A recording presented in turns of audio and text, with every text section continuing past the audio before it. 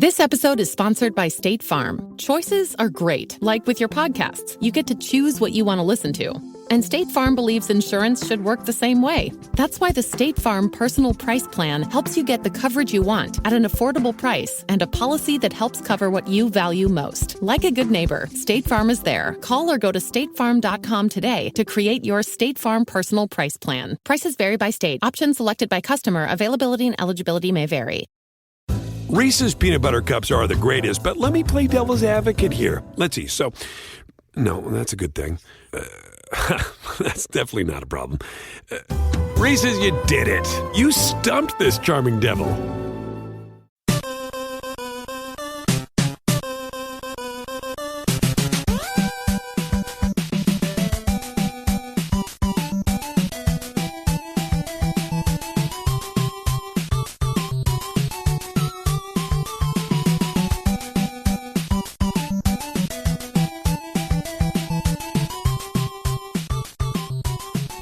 Welcome to the family here on Purple Mafia.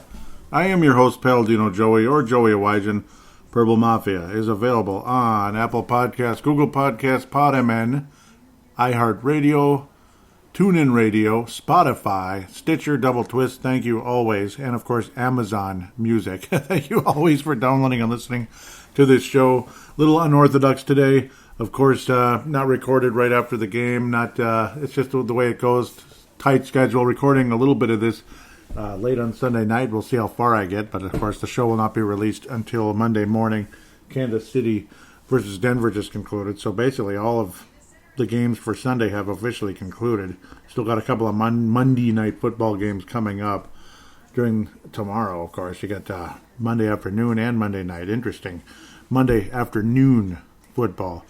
Well, this game was kind of strange, but at least the Minnesota Vikings come out with a win, whatever that means, right? 27-24 against the 1-11 Jacksonville Jaguars.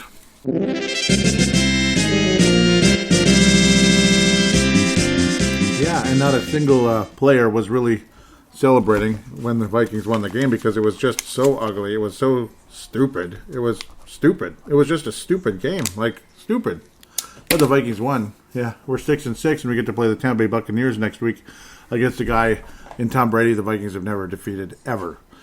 Interesting history with Tampa Bay over the years. Some fun games back in the early 90s, and then some extremely frustrating ones from the basically the late 90s, or the mid-90s, pretty much early mid-90s on, basically when Tony Dungy took over that team, and John Gruden and blah, blah, blah, blah, blah, and Joe Q coach ever since then. Basically, ever since Gruden got fired when things kind of fell off the face of the planet in 2008. Yeah. Well, I mean, there were heroes, there were goats, there were heroes and goats. This guy looked good, then he was bad, then he was good again. And then, that would be Cameron Dantzler in a lot of ways. He had a lot of great plays in the game. He had some moments where he got beat and looked like he just, he looked out of position, the inexperience was kind of taken over again. Plays where it's like, what is he doing? But generally speaking, Cameron Dantzler, one of the better players in today's game, no doubt about it. Justin Jefferson, with now 5 100-yard games, has now eclipsed Randy Moss, of all people. Wow. For a Minnesota Vikings rookie to do that in one season. Randy freaking Moss, 1998. The 98, Randy Moss. Yeah, unfortunately, the Vikings are only 6-6 on the season compared to a 15-1 season. Vikings will be lucky to be 10-6. We'd have to go undefeated the rest of the way to get there. I don't think that's going to happen. We're looking more like 8-8, 9-7 at best at this point. But we'll see, because you got to beat the Bucs and the Saints, much less Detroit and Chicago as we move forward. So it's going to be fun. It's going to be fun. Chicago and Detroit, boy, oh boy, those teams both look like crap. James Robinson was dangerous. He was dangerous like I thought. The Vikings did contain him for the most part. Early on, they didn't contain him. The game started off like garbage. I mean, just absolute garbage, to be quite honest. Mike Glennon was 5 of 5 on his first 5 attempts. And then later on, he got a couple of interceptions. One of them where Cameron Dantzler really ripped the ball away from the receiver. That was a great play. And then later on, another interception to kind of sort of seal the game. Of course, it really didn't seal the game, but it gave the Vikings a chance to win the game by Harry the Hitman. He's actually leading the Vikings in interceptions this year with 4. Harrison Smith. Justin Jefferson, though, 9 catches 121 yards and got in the end zone again. Awesome. Adam Thielen returning from, I guess it was COVID-19. I don't know what it was anymore. You know, the whole thing, this whole COVID-19 thing is really raising a lot of questions. It's getting weird. Okay, I know it's the most deadly thing ever, right? But I don't know. Is it though? I guess. I don't know. It's getting weird. Is it 4? Is it 2 weeks? Is it 14 days? It's 7 days. It's 8 days. It's 6 days. It's 5 days. It's 14 days. It's 2 days. Oh, it's positive. It's not positive. It's positive, but it's not positive. I don't know what the hell to say anymore. Dalvin Cook overused in today's game, no doubt about it. And he was pretty gimpy, pretty lousy early on. I don't know if it's because of the injuries last week. He's definitely overused, though. Because if they were worried about overusing Dalvin Cook and him getting banged up and hurt, they sure as hell didn't seem to care today. Again, 32 frickin' rushes. He did average almost 4 yards a carry, only 12 for a long. But down the stretch, some big plays that helped the Vikings. You did see a 22-yard gain negated by a frickin' call. Holding call that just, it's just typical, I guess. That's just how it goes. That's how this whole game was. It started like garbage. It looked like we were going to get our butts kicked like the Buffalo Bills in 2018. Just absolutely getting our butts kicked. That's what it felt like. But luckily, this team is even worse than that Buffalo team. Well, look at Buffalo now. I mean, it's hard to imagine Buffalo sucking right now. But they did not that long ago. Maybe Jacksonville in a year or two when you got guys like James Robinson and talented receivers and such. We'll see what happens. Obviously, they're not there yet. But Robinson, again, one of those undrafted free agents that ends up being a hell of a player. And I keep calling him James Hollywood Robinson because the former Timberwolf. Every time I see James Robinson, I think of James Hollywood Robinson, number 26, Minnesota Timberwolves, Portland Trail Blazers, and blah, blah, blah, blah, blah. Mike Glennon's a respectable quarterback at times, but you also see why he's a backup. I don't know. Did he deserve to be the fourth quarterback on the roster? I guess. I don't think he's that bad. I mean, he's better than Sean Mannion. And Sean Mannion's the number 2 quarterback for the Vikings. Wrap your head around that. I mean, the guy, Sean Mannion, talk about limited. I don't even know what the Vikings are doing, but I guess that's how it goes when you put $31 million in the quarterback. Well, I guess in that sense, your budget for quarterbacks is, league minimum at that point. You can't be getting guys that are semi-decent to be your backup quarterback when you're investing $31 million in one player. Boy, we're going to be talking about that for the next 3 years or 2 years, or so to speak, I guess, next 2 years. Yeah, we sure are, huh? Well, you got to see Dan Bailey look like, I don't know, did he look like Carlson? Did he look like Daniel Carlson, or did he look like Blair Walsh today? I don't know. Well, he made the game winner, and there was no celebration when he made it. Absolutely nothing. He missed 2 extra points. This time he didn't get blocked because the guy was offsides. No, he didn't get blocked because the guy was offsides and they made the call and anything. No. He just missed, and they were lousy. And then the field goal attempt to quote-unquote win the game at the end of the fourth quarter looked like Blair Walsh against Seattle, but it was further out. So it was just a fabulous kick, though. Fabulous. But let's get back to the game at hand, literally the game at hand. The opening drive, I mean, the Vikings were not stopping Jacksonville. They were kind of doing whatever they wanted. James Robinson was running through. Mike Glennon was completing passes. And then you get what looked like, kind of a deeper play that was going to be incomplete. It was going to be 4th down, and Jacksonville was going to have to settle for a field goal. Oh, but the ball ricocheted and was caught for a touchdown. That's just great. And some guy named Laviska Chenault Jr. was able to bring it in for a touchdown after the ball was ricocheted in the air off of Chris Boyd. He had his 3rd straight week with an illegal block in the back. Isn't that just great? 3 weeks in a row with an illegal block in the back on special teams for Chris Boyd and a ricochet touchdown. Yeah, I mean, I know. Sometimes it's just pure luck, and it's not like Chris Boyd made a bad play. It's just that figures, doesn't it? Doesn't that figure? Chad Beebe, well, he did make 2 catches for 10 yards, and that's about all she wrote. Tyler Conklin made one of the more important catches of his career when the Vikings needed it most, 10-yard gain on one of the huge drives nearing the end. Dalvin Cook again. Good grief. I mean, how many touches? 38 touches in the game. 38 touches in the game from Dalvin Cook. 38 32 rushes and 6 receptions. Of course, again, you got to factor in a couple of those were penalties that didn't count. So a couple of the rushes, like his best gain of the game was a penalty. So that actually was a rush. It just doesn't show up on the stat sheet. But it does show up on the body when it gets beat up and all that. Gosh, you got to see C.J. Ham explode for a touchdown. That was kind of exciting, to be quite honest. Quite exciting. Indeed, it was on a screen pass. That was a 12-yard play from Kirk Cousins, Captain Kirk. Pardon me, can we get some coffee or burning the, not quite midnight oil. It's not quite that late, but it's getting there. Kirk Cousins definitely not as sharp as he was last week, but he got sharp later in the game. Yeah, again, that opening drive was poo. And luckily the Vikings were able to have the red zone defense stand up strong the next time around after the Vikings had another worthless drive just for their second drive of the game, where Jacksonville had to settle for a field goal this time for sure. There was no miracle play this time. But still, lousy start to this football game. And a wonderful start to the second half as well. After the Vikings made it, well, the Vikings finally scored in the second quarter. The Adam Thielen play, and then, of course, nice play for Adam Thielen into the end zone from just 3 yards out. Short play, of course. And then, again, that's where Dan Bailey missed the point after attempt or extra point or whatever the hell you just want to call it. Who cares? It is what it is. It's funny how the score kind of evened out, and we'll tell you why. Of course, those of you that actually watched the game would know why that happened. But it's like you're within 3. You're feeling all right. Everything's going to be fine. 2:50 left. You're only down by 3. We get the ball back. Here we go. Maybe we got some momentum because Jacksonville's offense is starting to sputter. It's starting to suck, and maybe we can start beating up on this defense. It gives up like 9 billion yards and only had 11 sacks coming into the game. And gosh, they almost got like 50% of those today with 4. Can you believe that stat? 4 sacks. I mean, how many urban legends are on this show today? How many urban legends are on this show?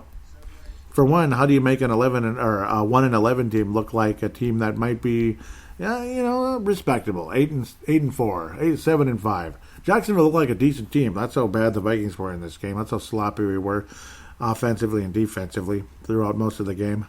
And I mean, just sloppy. Just sloppy.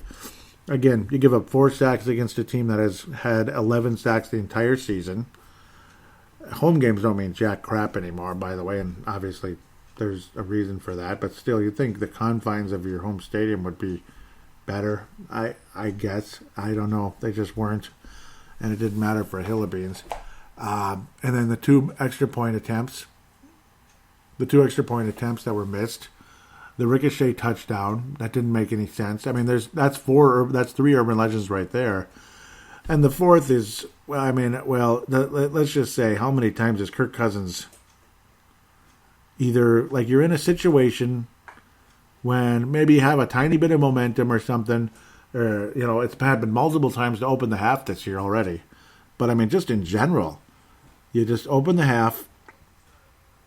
After, again, like Delvin Cook earlier in the game had dropped an easy play that would have been a first down on like 3rd and 6. Dropped it just real easy, real early in the game. I think that was the second drive of the game, if I remember correctly.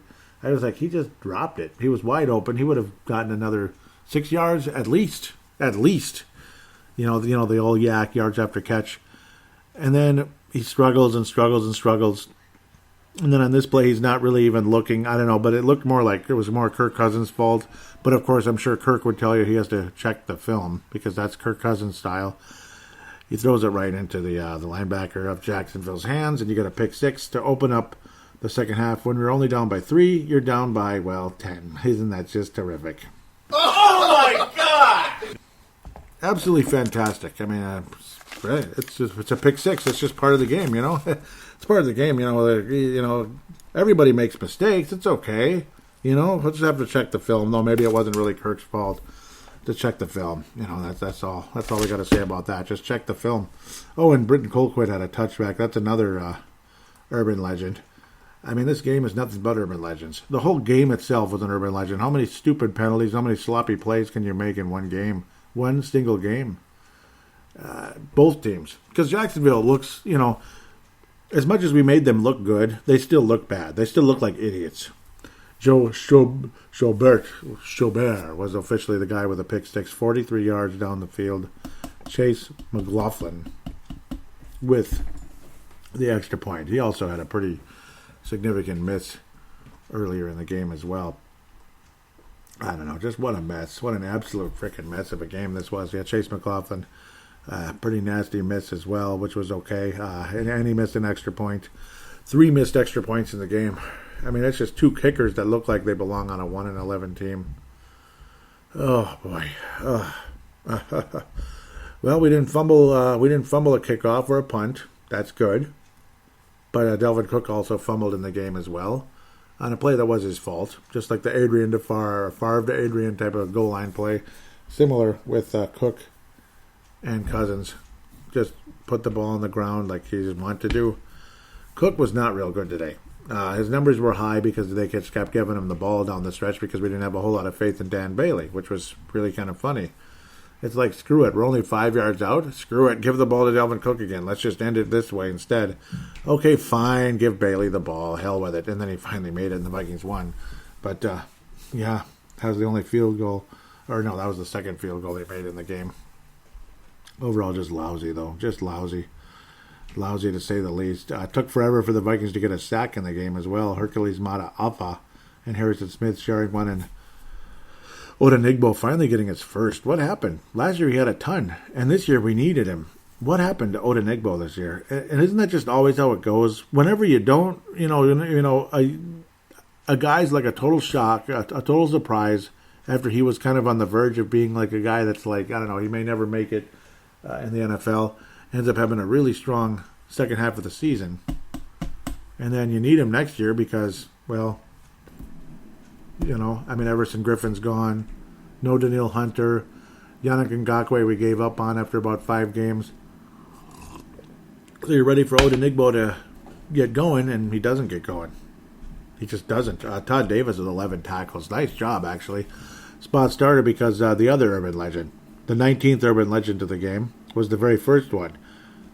Eric Hendricks gets injured before the opening snap. He gets injured in the warm-ups. Kind of hopping around. That just sucks. I remember just seeing that. You're just staring at the screen like, this can't be real. This can't be real. Jordan Brailford with his first game with the Minnesota Vikings, at least. Solid showing by Jordan Brailford. Jordan Brailford, spelled like Braille, like a blind person. They look for blind. It's that's the raised symbols for blind people to be able to read, that type of thing. That word Braille. Jordan Brailford. He was drafted by the Washington football team in 2019. They were still the Redskins that year, so we'll call them the Redskins in the 7th round. It was actually his first NFL game ever, and he actually did pretty well. Congratulations. He was kind of picked up off the NFL scrap heap, so to speak, because of just, everybody's out. We need help on that defensive line, and he did help. Good showing, and he'll probably be here the rest of the year and be back in training camp next year to try to make the team. Actually, was quite impressed. Hopefully he can do it again. Todd Davis again, claimed from Denver earlier in the year, and he's been fine. He's been fine. Eric Wilson also shared the lead in total tackles with his linebacker mate, Todd Davis. They both had to definitely make up for the devastating sudden loss of Eric Hendricks, probably the most valuable player on the Vikings defense this year. And now Jeff Gladney's got an injured calf. Oh boy. Harrison Hand was just, he's... Some of these guys were ready to go, but you can only dip so far into the draft and put a guy out there as a rookie. And that's mostly because of guys like Mike Hughes can't stay healthy for their life. And I don't know. Mike Hughes, it's like, I don't know if he's ever going to be able to get it all together. That's why Chris Jones is on the roster still. Chris Boyd is getting extensive playing time. And Holden Hill was after a good start to his career, his first season with Minnesota, and parts of his second season before he got in trouble, he's been, he's been a huge bust this year, and I guess he's hurt, unless it's just like pretending that he's hurt. Who knows? But Harrison Hand, that's kind of dipping far into the NFL draft, hoping to get lucky. And so far, not so much with Harrison Hand. Yeah, give us a hand, Harrison. Give us a hand. please give us a hand, Harrison. Another guy on the secondary, Harrison Smith, Anthony Harris, and Harrison Hand. Yeah, wrap your head around that one, huh? I don't know, that's kind of trivial, but Chris Boyd, hoofda, that was funny. It was kind of funny what happened, and you know why he has a lot of tackles is because they were testing him. Yeah, they were testing him because they figured they could try to beat him, and that's what the NFL's all about. Cameron Dantzler, again, very solid pass deflection and interception and some big plays even on the run. Very good. And Jeff Gladney continues to look more and more like a pro, but now he's got an injured calf, and we'll have to wait and see what happens there. It's a bummer. It's a bummer. Again, pregame injury to Kendricks. He aggravated a calf injury, and now Jeff Gladney with a calf injury. So that's nice. Good thing Todd Davis, Troy Dye, guys like that did a good job. Todd Davis, again, veteran from Denver, signed with the Vikings in September. I guess that kind of rhymes. Troy Dye, very solid backup, or rookie, of course. And Wilson, Eric Wilson's been awesome as well. Very happy to have him. Man, it's just unbelievable though. The missed kicks, the whole game was just weird, very weird. DJ Wonnum was the reason why Brailford was here. DJ Wonnum, as nice as Wonnum had been as a rookie, a freaking rookie. That's how valuable DJ Wonnum had been, considering all the guys we've lost on the defensive line. And just in a year's time, you go from Danielle Hunter to Jordan Brailford in 1 year. It's amazing, isn't it? It's amazing. That's almost like a Michael Savage line from, I forget some of his lines, but it's like from this to that in one generation, where it's just like, I won't say them. Some of them are funny, some of them are too political probably for this show, but we'll have to wait and see. Gladney spent the rest of the game on a stationary bike, so that sounds better than on an operator's table or something like that, or in the x-ray room, something like that. So we'll have to wait and see with Jeff Gladney. Hopefully that's just a sign it's kind of strained. ST, not SP. Because if it's SP, that's much more serious. Strained is one thing. Sprained is another. Again, just a mess of a game. Injuries, strange players you never heard of, ricochet touchdowns, missed extra points on both sides, terrible interceptions on both sides. Great game by Justin Jefferson. Very strong game by Gladney before he got hurt. Very, very strong game by Cameron Dantzler. So there's encouraging points here and there. But you barely beat a 1-11 team. Regardless if it's at home or away, or there's no fans, or there's fans, or there's no fans, or there's COVID and there's no COVID, and he's healthy and he's sick, and he's injured and he's healthy and he's sick, and he's, you get the idea. Jalen Holmes was banged up also. But it's just, I can't take anymore. It's a fumble. It's not a fumble. It's down by contact. It's down by the ground. It's just, I don't know, man. What a weird freaking game. What a weird game. How do you sum it up? It was ugly. It was nasty. It was stupid, but we kind of won. And luckily, not a single player on the Minnesota Vikings celebrated after the win. Not a single one. There was just a little, they just bumped their helmets. Like, okay, yep, I made the kick. That was kind of Dan Bailey. He's like, yep, okay. And just listen to this inspirational speech by Mike Zimmer. I dug this up off of YouTube, so please forgive the guerrilla ideology, if that makes sense. Okay? We won. But I'm just telling you, we're not going to be able to do that. Now, we're playing for the last month of the year for something special. Yep. We worked our off to get to 500, which I talked about all week, right? And now we got a chance to go do something special. Yeah, because special. Now we can get into the playoffs and move from there. But we got to go 1 week at a time and go, and we have to get better. We have to get better. Okay? Everybody agrees with me, correct? Yep. We can do this. Let's go finish it. Okay? All right. Good win. Vikes on 3. 1, 2, 3. Vikes. Wow. Did you sense a whole lot of enthusiasm? Vikes on 3. Vikes. Yeah. That was kind of funny. I don't know. I sometimes it's the whole room's, yeah! It was a great play. Like, you like that, They didn't seem nearly as enthusiastic about that one, did they? Yeah, we just almost lost to a 1-11 team. In fact, we probably should have lost, but that team was just so awful that, well, they lost their 11th game. That's all. They just lost their 11th game because they're so awful. And we played pretty much about as bad as they did. Like, we look like the Minnesota Jaguars, and they look like the Jacksonville Vikings. I mean, I don't know what's the difference other than the uniform colors. Okay, maybe it's not quite. Yeah, I don't know. There's more talent on the Vikings roster. I mean, top heavy. You got Dalvin Cook, you got Justin Jefferson, then you might be able to say Kirk Cousins too. You just might, sometimes, if you'd actually be clutch. Adam Thielen, yeah, okay, Adam Thielen, fine. Of course, no Kendricks. Okay, that was definitely a huge loss. We still got Harry the Hitman, who was about as valuable as it gets, particularly at the end. I think we're going to go that direction. But, I'm hinting at something else. But, well, the Vikings won, and we're in the playoff hunt, and we're playing against Tampa Bay, and I guess we're in the wild card right now because Arizona lost. Wow. Yep, Arizona did lose to the Los Angeles Rams, so the Vikings would be the 7th wild card team at the moment, which is really crazy. After going from 1-5, we are in the wild card position. We're not in the hunt. We are the wild card team, and we would play the Green Bay Packers in the first round. Yay. We played the Green Bay Packers in the first round. New York Giants continue to play well. We'll talk about that in segment number 2. Green Bay Packers in the first round. But, hey, maybe things would go really well in that game if we play the same way in the postseason as we did in that game in Green Bay this year.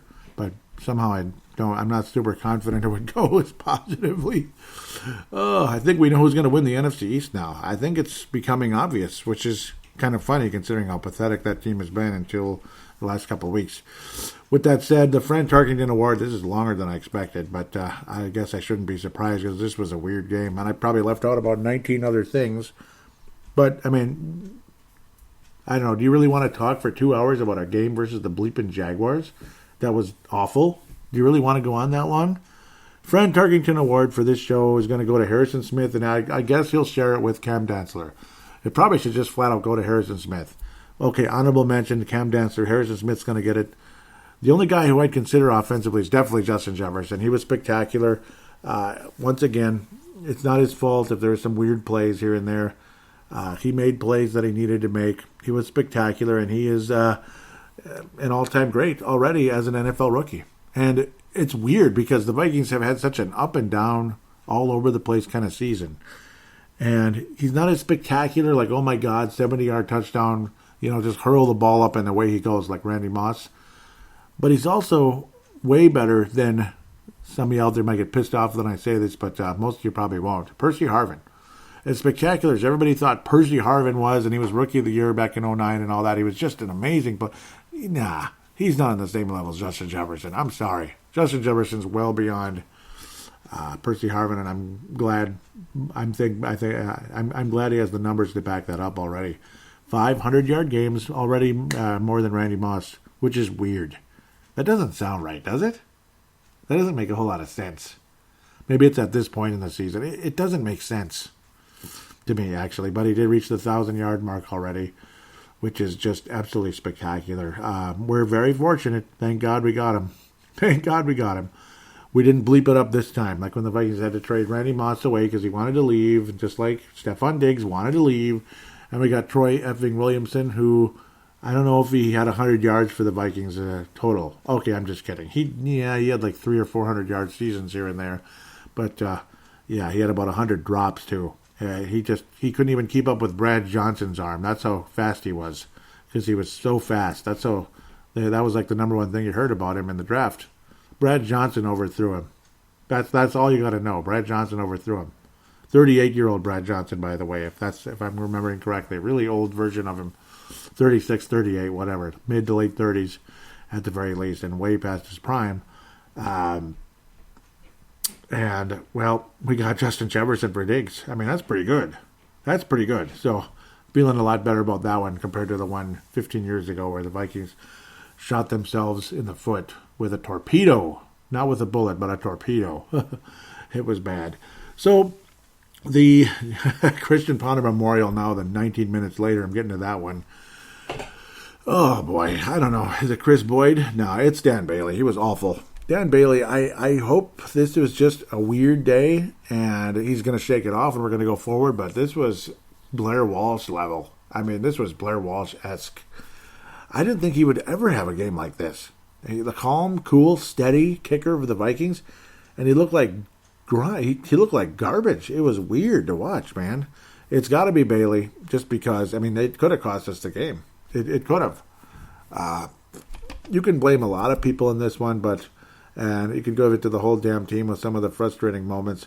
But I don't know. And Justin Jefferson could have had a ton more yards, but he drove a lot of penalties as well. That's the cool part about what he was able to accomplish. And love the explosion from C.J. Ham on the screenplay to get in the end zone. That was awesome. Vikings win. Vikings win. You could tell I'm not that enthusiastic. Tarkington going to Harrison Smith, Dantzler, and even Justin Jefferson. They're all like honorable mentions. Almost should give it to Justin Jefferson because it helped him get things going. But Harrison Smith had some big plays down the stretch as well. Justin Jefferson's value, drawing penalties, and of course just making big plays. And the Christian Potter Memorial's going with one guy, and that is Dan Bailey. With that said, we'll take a quick break and look around the league and preview the Tampa Bay Buccaneers. Woo boy.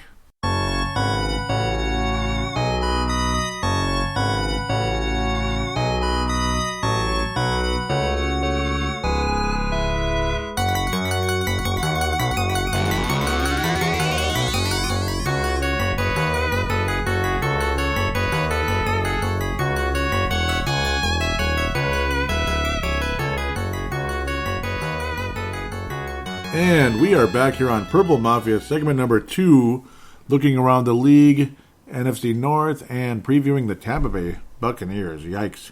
Scary, scary stuff, no doubt about that. But, well, burning the midnight oil, continuing here for at least 2 segments, and we'll wrap things up with the fan interaction and release the show Monday morning, of course, which is when you're listening. At least I would hope so, but maybe later at the end of the day. But that's just how that goes. As well, we start off with the Thursday night football game last week. And, of course, Pittsburgh remained undefeated as well during the course of last week. They finally played on Wednesday afternoon, but that one's not showing. That was actually last week's game, technically. Steelers 11-0 and just continuing to roll. The Jets dropped to 0-12. I believe the Steelers are 12-0 now as well. New Orleans and Atlanta. Not the worst Thursday night game you ever saw. No, this was today. Well, I thought there was a Thursday game, but maybe there wasn't. Something is not right here with how it's set up.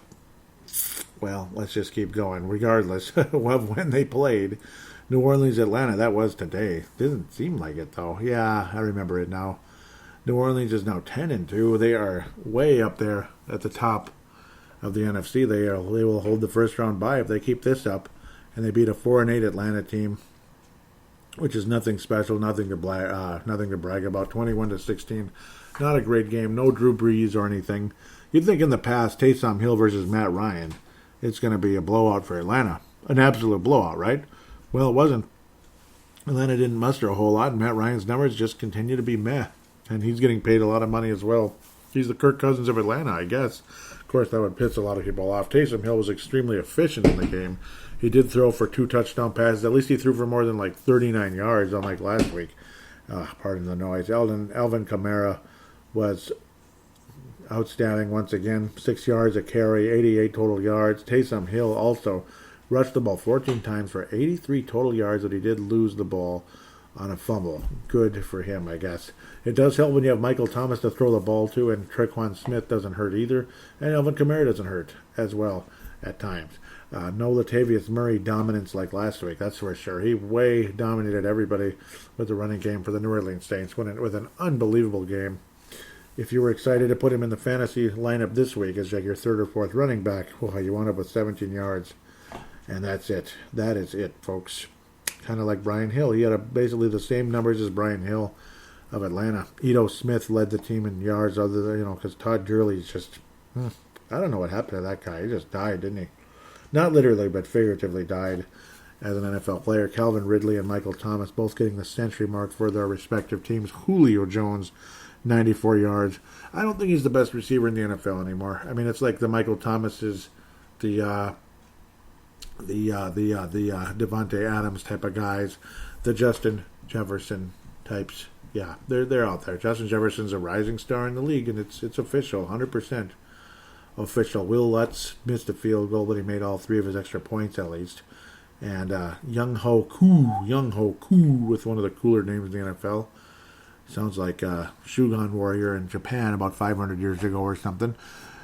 He made everything, so good for him, including a 53-yard field goal for 10 fantasy frickin' points.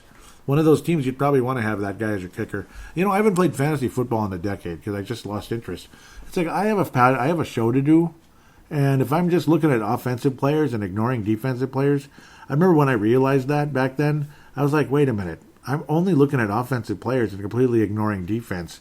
I'm not a good radio host. And that's one of the reasons I retired from fantasy football. One of the reasons. Also, the bull crap of it all, too. Like, you have the best team. You're ready to go in the Super Bowl, so to speak. And the coach decides to not give your running back the ball at the goal line on 3 different occasions, and you lose the Super Bowl, and the other guy's talking all this stuff like he's so much better than you. No, you're not. You got bleeping lucky. That's just all there is to say about that. You know you have the better team. It was like a million times better. The whole league knew it. Anyhow, Atlanta did not win the game. New Orleans did. Let's move on. Detroit, Chicago, that much later. Vince Germano. I don't know if Tanae Brown also likes the Cleveland Browns. Tanae Brown likes the Cleveland Browns. That sounds funny. I don't know if he'd like me joking about that. But no, I mean, maybe he does. Maybe he does. Maybe he doesn't. Maybe he's going to mock Vince Germano. But we can't mock the Cleveland Browns or Vince Germano anymore. Kevin Stefanski, coach of the Cleveland Browns, you're a legend. He's a legend. He's already won as many games as I believe any coach has ever won in a regular season with the Cleveland Browns. Unbelievable. Maybe Pat Shurmur got 10 wins. I don't remember if he was able to eclipse 10 wins with the Browns. So I know they made the playoffs like once. And I believe Pat Shurmur was the coach back then. They made the playoffs once. Can you believe that?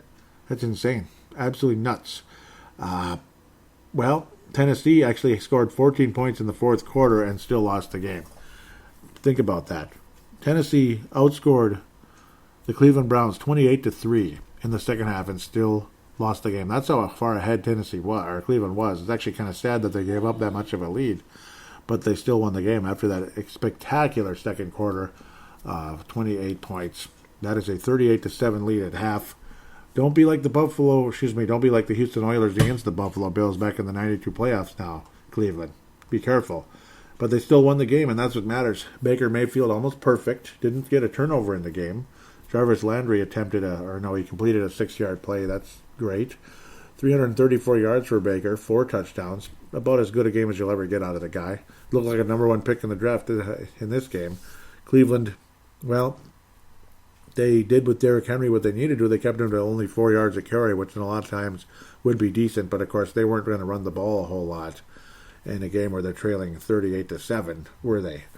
That's a massive deficit of 31 points. Yeah, isn't that good math? I mean, it just shows you how smart I am. I can add and subtract, sometimes. Sendejo was tested by Tannehill. That's why he always gives up so many. That's why he always gets so many tackles, because people are testing him. It's not because he's a great safety. It's because they know he's not a great safety. Myles Garrett did get a sack, and he didn't try to hit anybody with his helmet. That's good. Yes, I'm going to tease him about that forever, because that was crazy. But I don't know. Corey Davis, he was part of the massive Tennessee comeback. 182 yards in the air. 11 of 12 targets were caught. Only 1 touchdown, though, unfortunately, for the Tennessee Titans. The Tennessee Titans. Tannehill did have 1 interception, but was also very solid. Almost 400 yards in the game. Played a little captain comeback, but the comeback was not complete. The Cleveland Browns are 9-3 and still second place with that great record because Pittsburgh's undefeated. And, the old Browns, for the first time ever, the Cleveland Browns are going to finish ahead of the old Browns. They're going to finish ahead of the old Browns, though, yeah, maybe not the first time, but pretty much the first time that I can remember. Maybe that one sucky season back in, 2003 when Cleveland made the playoffs and didn't do anything. Who knows? Tennessee's dropped to 8-4 after a great start, but they're still very strong and still on their way to a division championship, most likely in the AFC South. Cincinnati, Miami, this got ugly near the end of the game. 19-7 win for the Miami Dolphins. They're 8-4 in second place in the AFC East. Very happy for them in Hard Rock Stadium. 19-7, Cincinnati got a little chippy on a kick return late in the game, attacking and hitting the kick returner well before the ball even got there. And for some reason, the Cincinnati coach had to be restrained. That's kind of funny, but a bit of a back and forth situation in that one. Cincinnati actually led this game 7-0, but then that was it pretty much for Cincinnati. 19 consecutive points for Mr. Tua Tag. And he threw for 300 yards, but only one touchdown. Very solid game though, and Cincinnati, with their quarterback being out for the season with an ACL, MCL type of situation again. Another one of those deals for Cincinnati. Heartbreaking for Cincinnati. Seriously, no joking in this one. It's sad, really sad what's happened there. Carson Palmer had the ACL. Kajana Carter. I mean, you could just go on forever. It's sad. It's freaking sad. I feel bad for the Cincinnati Bengals and their fan base. These number one picks that are so valuable and so well thought of and highly touted and all that, and then they get an ACL, and we'll see what happens. Hopefully, Joe Burrow recovers soon. Myles Gaskin leading Miami with 90 yards total rushing, and Tyler Boyd with a 72-yard touchdown, and that was it for the highlights of Cincinnati's game. That was it. Miami 8-4, but still in second place because Buffalo is even better. Las Vegas Raiders, they pulled the Minnesota Vikings today. They played to the level of their opponent as well, and they've been dropping. They have a winning record though, 7-5. They're one game ahead of the Vikings, so to speak. Vegas, boy, they're not that good, are they? It's too bad. You know, you want to think they're good, and they're not. The Jets are absolutely not good. Get your Tank for Trevor jerseys going here. Get your Trevor Lawrence jerseys going in New York. Well, they're gonna get. I don't know. Sam Darnold's not going to be the long-term solution of this 0-12 team. Absolutely not. Just like John Kidna wasn't the 0-12 solution for the Detroit Lions. Of course, Kidna wasn't a high pick in the draft where Darnold was. It's sad, but it's not working out. Vegas 7-5, beating the worst team in the league by a lousy 3 points. Way to go, guys. Way to go. Darren Walker, though, did have 200 yards receiving with 2 touchdowns. Anybody lucky enough to have him on your fantasy roster? Darren Waller, pardon me. Who could forget about Orson Pig's favorite guy, Darren Waller? Orson Pig loved his Waller in the U.S. Acres Garfield and Friends cartoon. Sam Darnold actually had more touchdowns than interceptions. That's good. That's good. That's one of the reasons why they were in the game. You know, they have all these talented players on the Jets. I don't understand. And that they just suck so much, you know what. They suck so much everything. They just suck. So many talented players. You know, nice to see Ty Johnson do as well as he did. Josh Adams also ran for 74 yards. Johnson had 104. Jamison Crowder's a valuable guy. Denzel Mims is extremely talented. And they just, I don't know, they're 0-12. Yikes. Frank Gore, I mean, wow, what a way to end a career if that's the way it's going to head with a team that might not even win a game this year. They might be the second 0-16 team in NFL history. Indianapolis and Houston with opposite records now after today's game, 26-20. Colts beat the Texans, and they are 8-4. Houston is 4-8, 26-20, basically, at the end of the day. And both quarterbacks are healthy and not injured. Deshaun Watson could not even throw a touchdown pass, but he had a bajillion yards, 341. Philip Rivers, more efficient, did not turn the ball over, which is extremely key. I mean, once Rivers starts turning the ball over, the Colts are going to lose. That's why the Colts will probably lose in the first round of the playoffs. They'll have this nice, solid record, but then things just won't work out, and the Colts will lose. But at least they'll make the playoffs again. Yay. No Super Bowl aspirations for the Colts, I don't think, with Philip Rivers, but I guess you can always dream. I'm just going to keep moving. Los Angeles Rams. This game a bit more significant. The Rams are now cemented as the first-place team in the NFC West. And then one of the upcoming games will tell you why, of course, because Seattle's not winning a whole lot of games lately. And I'm not crying one tear. 38-28. Goff, solid. And Kyler Murray, just another turnover that kind of cost him in the big moments. Goff had a much better game, at least yardage-wise. Murray did throw for a lot of touchdowns, but the efficiency wasn't there because of the turnover and some of the inaccurate moments, unfortunately, for their friend Kyler Murray. So that's just how that goes. Robert Woods to 85 yards receiving. Cooper Kupp, the great tight end, to 73 yards. Very much spreading the ball around were the Rams, where the I don't know, Arizona's just getting sloppy now. It's too bad. They were so good. What were they, 6-3 not that long ago? Now they're 6-6, and the Vikings are ahead of them now. They're sloppy. Arizona's just freaking sloppy lately. I don't know. They're just not good in the big moments, and it looks like the Rams are kind of back. They're kind of back. They're not as exciting as they were about 3 years ago, the year they didn't go to the Super Bowl. They were really good that year. And then the next year they do go to the Super Bowl, and I don't know. They had a good record and everything, but they weren't that. I don't know. They were more exciting in 2018, I thought. Well, they did go to the Super Bowl that year anyway. What am I saying? 2017, they had some big moments. 18, they were awesome. A lot of people were actually hoping for Rams and Chiefs for that very reason. The Rams squeezed past the... it's just the way the Rams finished that season. That's why a lot of people thought they weren't nearly as exciting as they were earlier that year. It's funny how I'm messing that one up. The Rams were amazing earlier in 18, and then later on that year they just weren't. And Patriots shut them down royally. But they beat the Cardinals today. They just played efficient football. They scored 38 points, even though it didn't really feel like it. But they spread the ball around and got the job done against Arizona, who just looking less and less ready for the big time, unfortunately for them. Giants defeat the Seattle Sea Chickens in CenturyLink Field. That's right. That's right. The New York Giants. Don't look now. They're a first-place team, first-place operation with a 5-7 record. They might end up with a winning record this year. You never know. Maybe they'll be 7. Maybe they'll be 9-7 or 8-8. But we'll see what happens. I can't believe what I'm looking at here. This can't be real, right? Tell me this isn't real. Colt frickin' McCoy. Colt McCoy. Well, he handed the ball off a few times and got lucky, I guess. Because Seattle's run defense is awful. Dalvin Cook could have ran all over this team, and we just didn't get the job done. But Wayne Gallman Jr. ran all over the Seattle Seahawks. He didn't ever get in the end zone once, but he ran for 135 yards on only 16 rushes. Alfred Morris added another 39. Colt frickin' McCoy. Colt McCoy? Colt McCoy? I can't believe what I'm looking at. Colt frickin' McCoy. He's still alive. He's still alive. Russell Wilson just wasn't good against the New York Giants. And, well, he just wasn't. A very average game. A very human, down-to-earth game for Russell Wilson. Seahawks dropped to 8-4. Rams are in first place because they beat Seattle earlier in the year. And the Giants are in first place as well. Very impressive win for the Giants on the road with Colt McCoy at quarterback. That's just the darndest thing. Green Bay, Philadelphia, we'll get back to that in a second. You can kind of guess how that one went.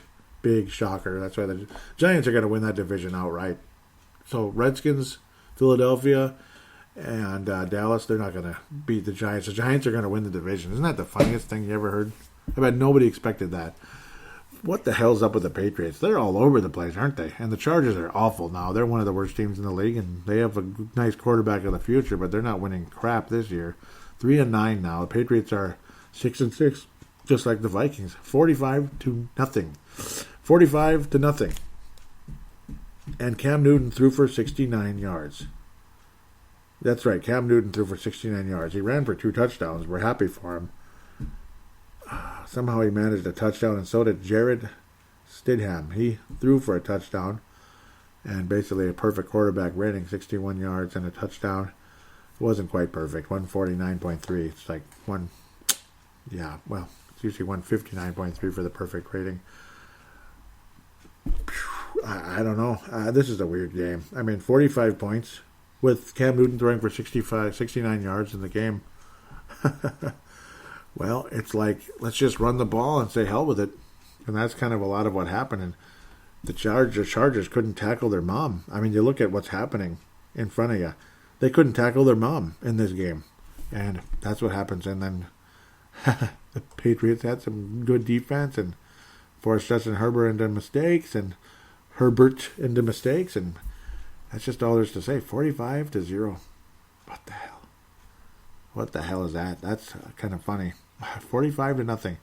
Chiefs over Denver, 22-16. Woohoo! I mean, whatever. It's a Denver team that's God knows who they are, and the Chiefs are probably the best team in the league. They're 11-1, even though they don't have a perfect record like Pittsburgh. This is kind of a boring game, but yeah, and of course the Chiefs won. Travis Kelce, massive day, 136 total yards with a touchdown, and helped the Chiefs win another one. Woohoo! Travis Kelce, and that's when the Chiefs forgot their first lead not of the game, but first lead, or they took the lead at the end of the third quarter and never relinquished it. Because Denver's offense couldn't do jack squat against Kansas City's, bend but don't break defense. It is definitely bend but don't break. They got the job done and kept Denver kind of at bay, and Denver's not making any playoffs, and no one cares about them, and the Chiefs are probably going back-to-back unless Pittsburgh somehow is really a legitimate undefeated team. Like, they're really that good. The Chiefs look weird, though, with these all-red uniforms. I'm not a huge fan of that. It looks weird. I don't know. I think Arizona looks better with that. I think the Chiefs with their white and yellow, yellow striped pants with a little red, the red and yellow stripes on the, yeah. This is weird looking. I wasn't a huge fan of that. I don't know. Well, they won against a crappy team. And, one of their arch rivals. Because that whole division is, fascinating. I've always had fun with that one. Washington versus Pittsburgh. The Steelers will go 12-0. Yeah, that's what's happening there. It's because of the odd schedule last week. They moved Pittsburgh to Monday because that would be more humane. At least give them 5 days off, for crying out loud. The Steelers are probably going to go 12-0, beating the Washington football team. But I guess that's one of those weird trap games when you end up losing it, and then off you go into frustration land. Buffalo Bills versus San Francisco. That should be fun. The 49ers are a joke, though, unfortunately, this year. Buffalo could very well be 9-3. And then you just keep moving. There's another one. Tuesday night, Baltimore again. Well, they were Wednesday last week. They're on Tuesday. Probably again for the whole humane thing. You don't want to overdo it. Those red pants aren't that bad. They just look weird from a distance. That's the thing. But the red pants aren't that bad, generally speaking. I don't know why I even said that. Just from a distance, it looks like crap. Dallas, Baltimore. Baltimore, Dallas. Yucky. Baltimore, end your losing streak, please. Just please end your losing streak. Don't lose to Dallas, okay, Baltimore? Don't be like us and lose to Dallas. End your losing streak.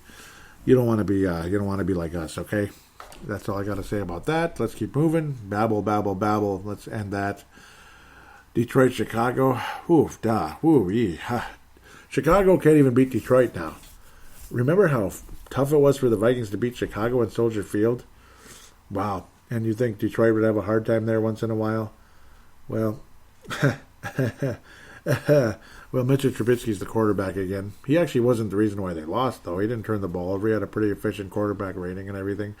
But they managed 30 points in the game. They just got torched by Detroit for some reason. Matthew Stafford threw for 400 yards. Really, it's crazy. Well, it's a sugar high, and Darrell Bevell's the coach now. You get Darrell Bevell, the coach of the Detroit Lions, and you're going to have an offensive juggernaut type of game with constipated Patricia out of the way. A defensive coach who isn't good at coaching defense. I mean, it's that simple. Defensive head coach who's not even good at it. That makes perfect sense. Well, an offensive coordinator who's been pretty successful, except for one of the stupidest, idiot play calls in NFL history, unless it was Pete Carroll's idea, by throwing. But Malcolm Butler and the Patriots, thank you again very much, and I'm happy too. F Seattle. I didn't want them to win that game. Bevel did get a ring the year before, and they torched everybody. Yeah, we know. F Seattle, man. I was happy the Patriots beat them. Ugh. One of the teams that carried themselves about as classy as the 90s Cowboys. Yeah, boy, I'm a big fan of them, too. Hall of Fame watch, Adrian Peterson, 57 yards on the ground, and 2 touchdowns for Adrian Peterson in a game. The Detroit Lions managed to beat the Bears. They beat the Bears 34-30. A pretty fun game, actually, to be quite honest. Congratulations, Darrell Bevell. And this is one of those sugar highs. Like, thank God that stupid Patricia's gone. Maybe Darrell Bevell will get to be the head coach of the Detroit Lions. Maybe. I doubt it, but maybe. Detroit should be coached by an offensive coach. I think so. Jim Caldwell did a good job. And you have all these talented players on the offense, at least, well, you thought you did. I mean, you used number one pick in the draft back in 2008 already on Matthew Stafford. Now he's going to be too old and retire soon before you know it. I don't know.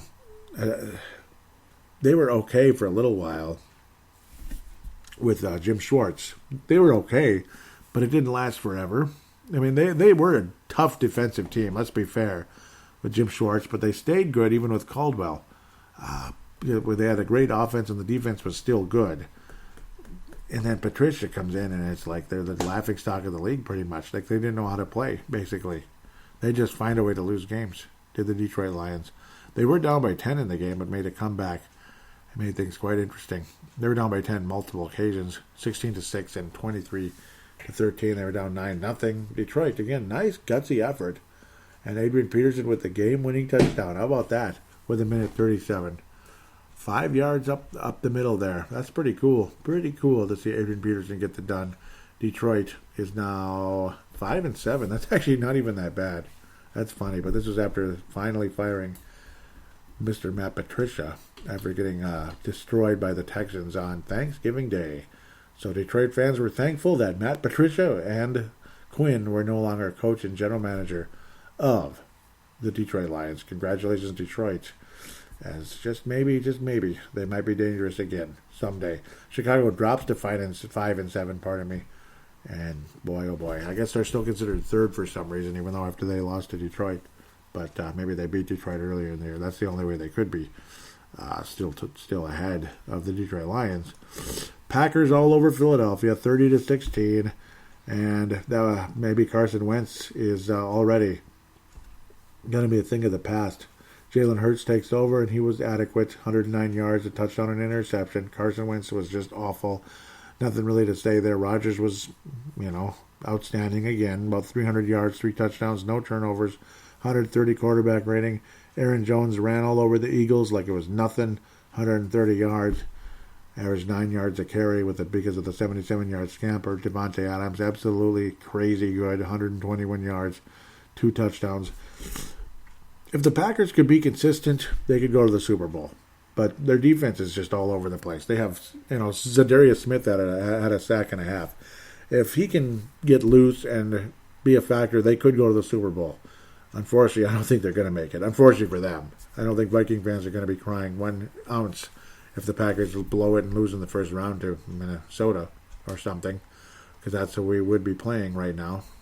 If I'm looking at it correctly, it'd be 2 versus 7, and that means Minnesota versus the Packers at Lambeau Field on Wild Card weekend. Would be fun to watch, but odds are the Packers will probably be all over us in that one, unless we can get our heads out of our ass. We play anything like we did today, Packers would win like 41-13 or something, with like Cousins of 3 interceptions in the game. Packers rolling, and they are going to win the division in their sleep right now. They're not. Vikings are going to catch the Packers. That'd be funny. It'd be funny if we did. It'd be amazing, but it's not going to happen. Tampa Bay Buccaneers did not play this week. The Tampa Bay Buccaneers did not play this week, but they played last week. How exciting. It's another nooner, and it will be on Fox, so not CBS this time.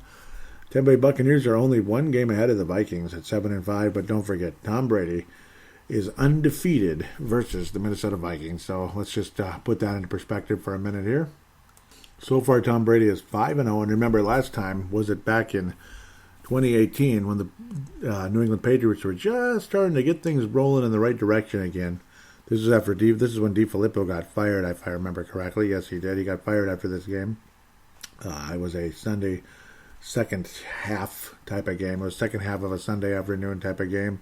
Vikings, gave up Tom Brady's 1,000th career yard rushing. Good for him. They were joking about run, Tommy, run.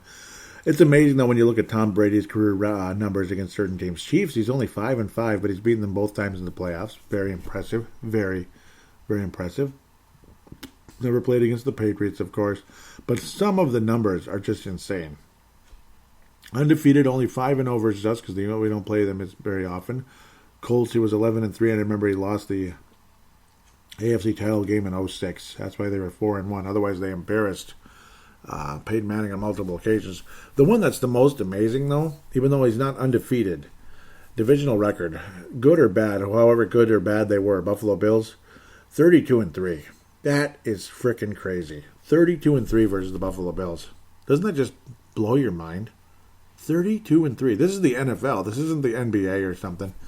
32-3 versus the Buffalo Bills. That just tells you a thing or two about Tom Brady. The Dolphins have struggled against 12 losses, 23-12. A lot of key losses to the Dolphins who never had to play them in the playoffs. I know Baltimore was a little bit of a headache at times. It's crazy to think. He only played the 49ers 3 times in his whole career? That's kind of weird. Yeah, for some reason, they didn't... Oh, okay, maybe the year they played that division was the year he was injured. Like, one of the years they played that division was that year. Could be. Only 3 times against the... Yeah, because the 49ers, Seahawks, that must have been the year Brady had the ACL in 2008. And he only played 1 game that year. And Matt Castle got a $60 million contract out of it. Yeah, only played the Cardinals twice. Wow, that's weird. That's weird. That's absolutely weird. Only twice. Yep, it's got to be what it is. It must have been one of the years they played the NFC West. Have to talk about Tom Brady a little bit, of course. I know you're like, screw you. We don't want to talk about Brady.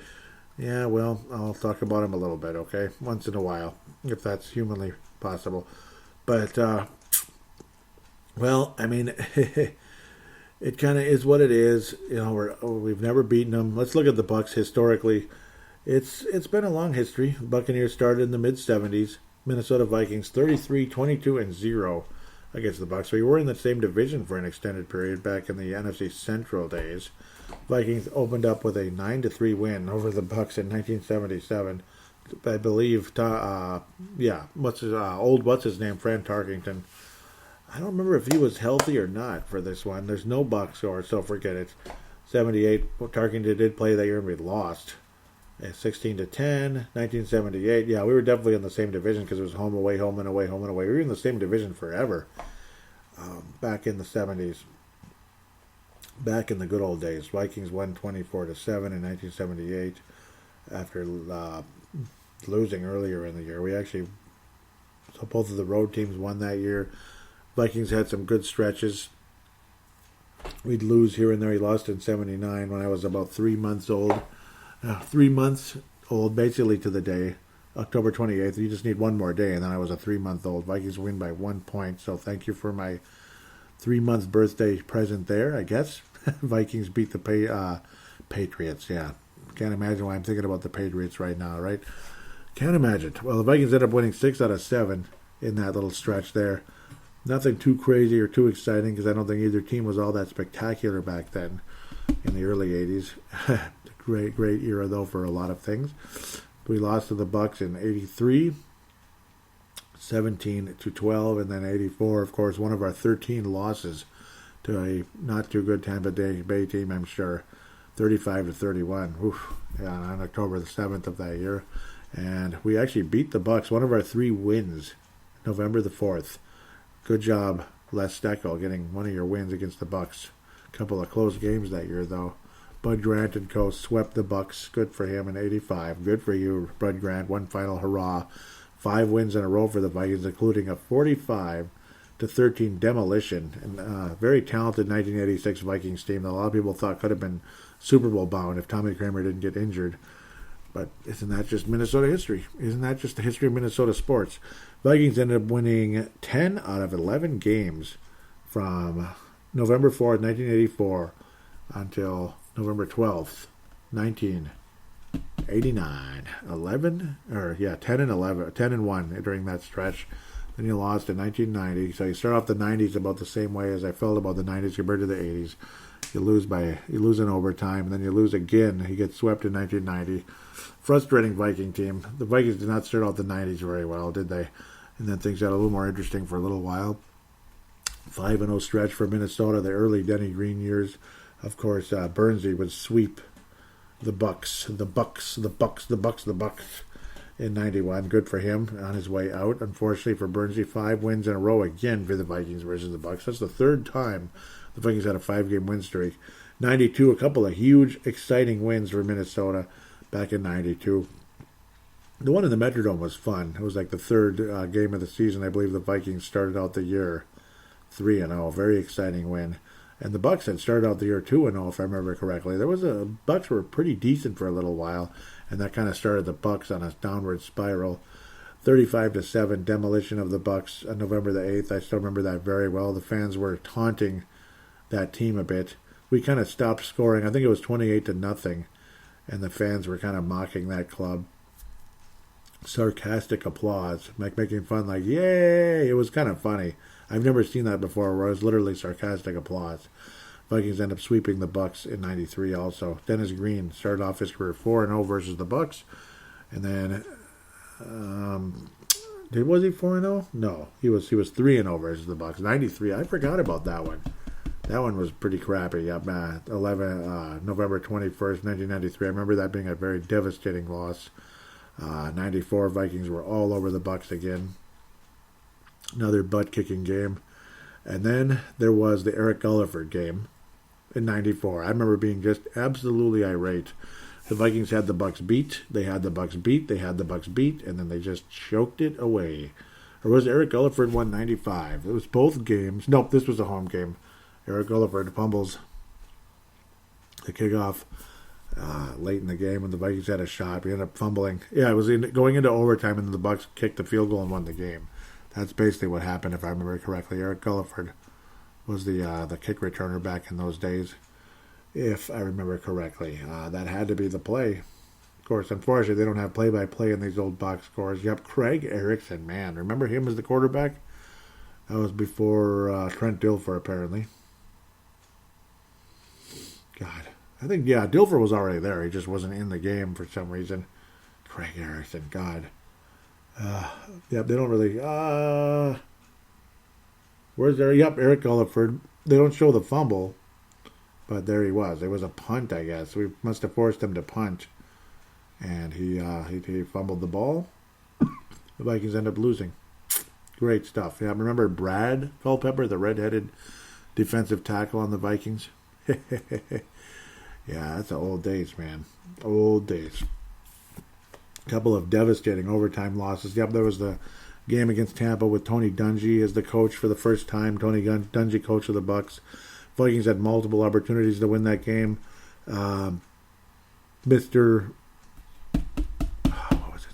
Orlando Thomas had an interception and he fumbled it right back to the Bucks. It's just devastating loss in Tampa Bay. I still remember cursing my head off.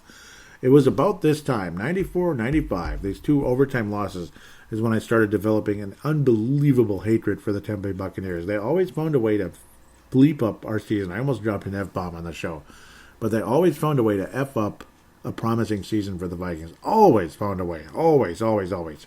The Eric Gulliford play is when I started absolutely hating the Tampa Bay Buccaneers back in the old days. Man, did I hate the Bucks. Do I still hate the Bucks? 1998. What more can I say about that one? I mean, the whole game, it was kind of a back and forth in Tampa in that freaking pirate ship, and we're happy for him. Pop, pop, pop, pop, pop. Yeah, you scored a touchdown and fire the cannons. We're happy for you. This is this year is the first year I've liked the Bucks since, I don't know. I don't think I ever really did much. But, yeah, because Tom Brady's the quarterback of the Bucks. The only time I actually was really cheering for the Buccaneers, maybe off and on for the hell of it back in the day. Warwick Dunn's a nice running back and everything. Love him. But it was fun when we kicked their butts in the season opener. Brad Johnson, Randy Moss. Beautiful, beautiful, beautiful opening to that. And cocky-ass Keyshawn Johnson getting their asses handed to them with Randy Moss, quarterback. Or Randy Moss is the Keyshawn Johnson wasn't there yet. What am I talking about? He wasn't there until 2000. And that's when we beat them pretty good. That was kind of fun. But we'll leave that alone. That was a promising Bucks team, actually. When every year they thought the Bucks were going to the Super Bowl, they finally did it with John Gruden years later. Poor Tony Dungy, God. But no, I mean, we just were all over that Bucks team. Brad Johnson to Randy Moss. It was so much fun. Career opener for him, September the 6th, 31-7. Very, very memorable day. And then Johnson, I believe, Johnson was injured versus the St. Louis Rams the next week. He had a broken ankle. The Vikings almost blew that one, but and Cunningham wasn't so sharp until the next couple of games. Then he just took off, and the 98 season was magical. November the 1st, though, the Vikings were undefeated in Tampa Bay, and they just found a way to lose it. They just unfortunately found a way to lose it. They blew it in the fourth quarter. They tried so hard to get the ball back, but they couldn't stop Mike bleeping Allstott, and that ended up costing the Vikings down the stretch. Just couldn't bring the son of a gun down, and the Bucs were able to burn the clock and win the game, and they were only 4-4. And the Vikings went from 7-0 to 7-1, and well, that was their only loss in the regular season whatsoever. And Cunningham had an interception in that game as well.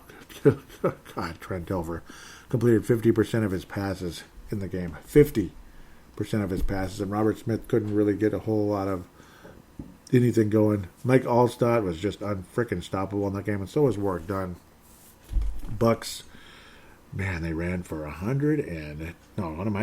243 yards in that game. Allstott and Dunn, and 3 more yards for Dilfer and Anthony. Combine those two guys for an extra 3 yards, but 243 yards for Allstott and Dunn.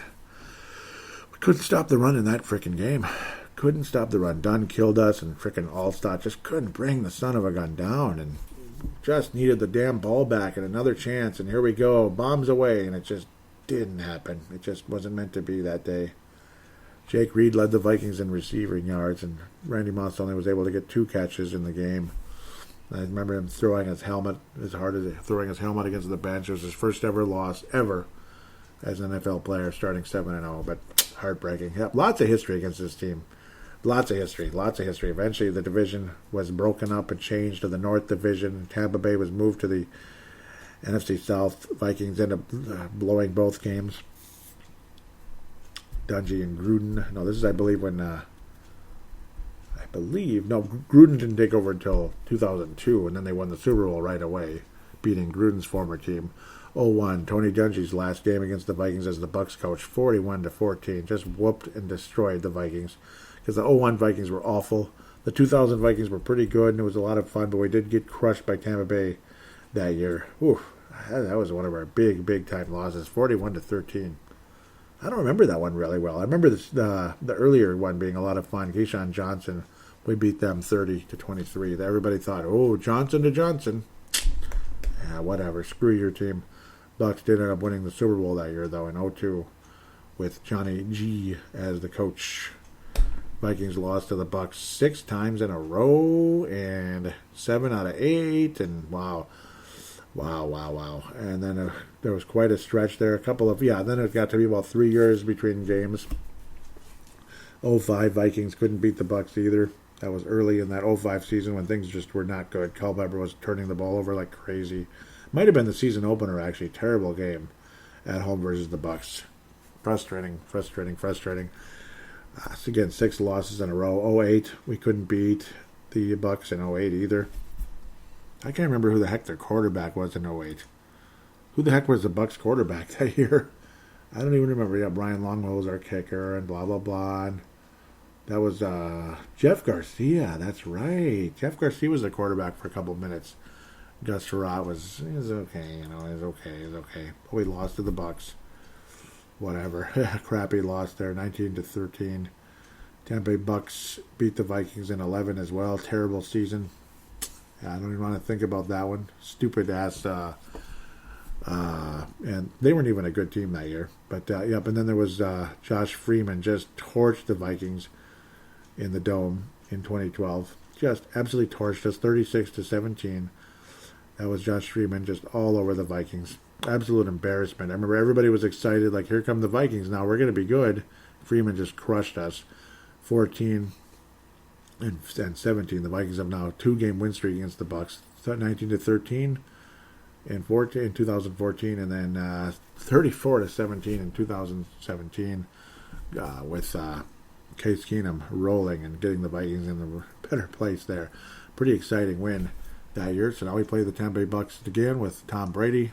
I kind of went on a little long there with history, but there was so much history with this team and a lot of pinned-up hatred and frustration as well. Man, it's a lot of fun to talk about, but I apologize if I drug that out, but that's kind of how it goes. 33-22. Hard to believe the Vikings actually have a winning record versus this team, and actually we're 11 games above 500 versus them, considering how pretty crappy the history has been with this team the last 20 years. I mean, it's been bad. let's see, what do we have? 7 losses and 3 wins. 3 wins, 7 losses. That's good for 30%. We're 300, basically, in the sports world, that .300. So it feels weird. It feels like Tampa Bay's pretty much dominated us for about 20 years, including our only loss in 98, which was the most frustrating game ever, to be quite honest. We were 500 versus the Bucks from 98 on, basically, and then they had that 6-game losing streak. And you don't play them as often because we broke up the division in 2003. We broke up the division. Yep, man, it's been that long already. The NFC North. It's been that long. 17 years ago. Wow, we broke up the division that long ago. Fascinating stuff. Crazy. But it's like back in the 90s and the 80s, Vikings had an incredible record versus this team. In the 70s, it was mostly the Vikings winning, but there were a couple losses here and there. But you look at the current team, Tampa Bay, I mean, obviously Tom Brady's had generally speaking, he's had a great season. Sometimes he looks like garbage, but again, 28 touchdowns is still 28 touchdowns. I mean, that's not bad. 3,300 yards exactly. That's kind of cool. Averaging 275 yards a game exactly. Quarterback rating of 95. Again, 28 touchdowns, 11 interceptions. And it's like you scroll up and down his career, and it just goes on and on and on, like War and Peace. That's how long he's been in the league, and how incredible Tom Brady has been. There's more to the Bucs than Tom Brady, but I don't know. It's cool to be able to talk about him again, I guess. As annoying as it might be for some of you. Ronald Jones can be a dangerous running back at times, 820 yards, but Cook is looked on as the better guy, obviously, because he's spectacular. 1,130 yards so far for Dalvin Cook, 13 touchdowns, Justin Jefferson. So this is actually before today's game. So actually, Dalvin Cook is probably about 1,250-ish on the year. And Justin Jefferson, is about 140 yards.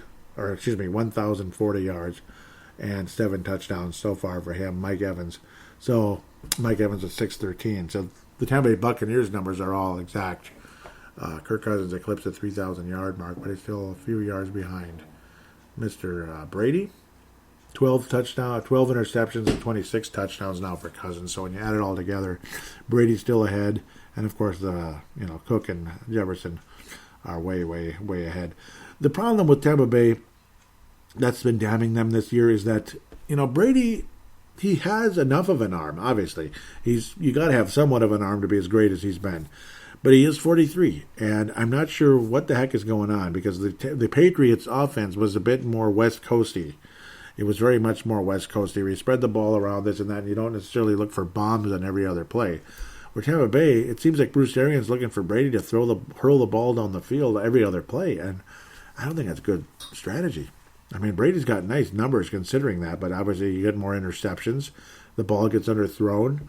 Or a guy runs the wrong route or something, and Brady's going to let him know that, like 9 out of 10 times it's the other guy's fault. Or, 10 out of 10 times it's the receiver's fault, right? It just is, right? You know how that works. When you have a legendary quarterback, it's always going to be that way. They're always going to blame the receiver one way or another. Tampa Bay's run defense is number 1 in the league. Number 1 in the league. Both the Vikings and the Bucs suck against the pass. Vikings are 25th, at least, I think we still are. 24th from Tampa, so we both kind of suck up with that. Vikings offense passing is kind of okay. Bucs are higher, but of course they throw the ball more in Tampa. I can't imagine why. Rushing yards, Vikings are 6th in the league, again leading into today's game anyway. And 8th in total yards. Vikings offense is a bit ahead of Tampa's, but Tampa has the number 1 run defense in the league, 7th overall in yards against in the NFL. Vikings 23rd. I just think Tampa Bay is the better team. Brady's perfect against the Vikings. It's just sometimes it's just a mental block against a guy like that. It's kind of like the New York Yankees. It just kind of is. Vikings have had a lot of success except that stupid ass Dallas game. We could be 7-5 right there with Tampa if not for the stupid Dallas game. Just think about that. But maybe we might have lost to Carolina or Jacksonville if Teddy Bridgewater didn't throw an ugly pass at the end of the game last week. Very inaccurate, and then, of course, Jacksonville just sucks. Like, they lost because they suck. It's that simple. Tampa was doing great until that New Orleans game. And now they've lost 2 in a row to the Los Angeles Rams and Kansas City Chiefs. They only lost by 3, but they lost. But they lost. They lost to the world champion Chiefs, and they lost to the 2018 NFC champion Rams, where Brady and co. barely beat the Rams because spectacular defense, and Brady had one really good drive against that Rams defense. I don't know. That run defense could be a huge problem. They only allow 74 yards a game. It didn't help that Madison was out today either, but I suppose we never even used him. Cook is so banged up. This just reeks of a loss, doesn't it? Doesn't it just reek of a loss? And Brady's eyes are going to light up. And, of course, I don't think Brady's going to let his team lose 3 games in a row. And it's not just because, Joey's a Brady fan. He's a Patriot. Patriots are his second favorite team, and Brady's his hero. And no, I just think the Buccaneers do not match up well with the Vikings. It just reeks of a win for Tampa Bay. It could be if Brady, they just keep going to that deep nonsense. Now, of course, Brady's going to find weaknesses with these rookie cornerbacks. If anybody can do it, Brady can do it. Obviously, Rodgers had huge moments early in the season and struggled mightily second time around. The Bucs, though, are absolutely in desperation mode. They can't lose to the Vikings, because if they lose to the Vikings, they might actually miss the playoffs. Think about that.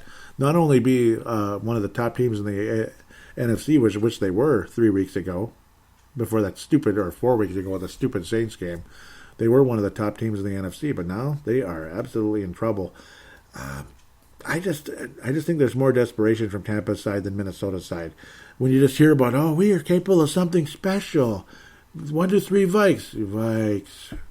That doesn't sound like we're motivated and going to beat the Bucs. It sounds like we know we stink, and better luck next year, where Tampa Bay's actually got a little more to play for. That's just my vibe. We're very top-heavy. Cook and Jefferson are absolute superstars. Kirk Cousins is Pro Bowl level, I guess, because that doesn't mean as much as it used to, but he's Pro Bowl level, I guess, because he's got nice numbers here and there. And he led another comeback. Yeah, he really led a great comeback to lead us to something very special in the playoffs. So we're going to be special. Well, I don't know about that. I don't know. I think the Buccaneers win the game. I got a feeling about this one. It's going to be something like 31-17, 31-21, 31-21. The Buccaneers beat the Vikings 31-21, even 31-24. But I do think Dalvin Cook's going to struggle. I'm kind of afraid of that. I think overusing Dalvin Cook, and against a crappy team like the Jaguars, you shouldn't have to overuse him. And it, again, didn't help with no Madison out there. You could have mixed in Mike Boone, though, couldn't you? I mean, did you have to go like 1,000% Dalvin Cook the whole game? Is that smart? I don't know, man. We all know his injury history. Great numbers and all that, but, I mean, man, that's just dangerous. Bucs win, a 31-20 over the Minnesota Vikings. A pretty convincing, solid win, and I do believe that just about might dig the dirt on the Vikings' playoff hopes and put the Bucs very much in the postseason at 8-5 at the end of the day. With that said, that's just how I'm seeing it, man. I mean, Brady knowing what to do against rookie cornerbacks, best run defense in the league, Vikings history against Brady, Vikings history against Tampa, Kirk Cousins this, and just the awful showing today by the whole flipping team except Justin Jefferson. I mean, Cook was not that good today. He was good late. Thank God for that. But he wasn't that great. And, of course, Vikings, some certain defensive players were great and others weren't. I just think Bucs win. With that said, we'll take a break and we'll hear 2 calls from Mad Martin in Fan Interaction.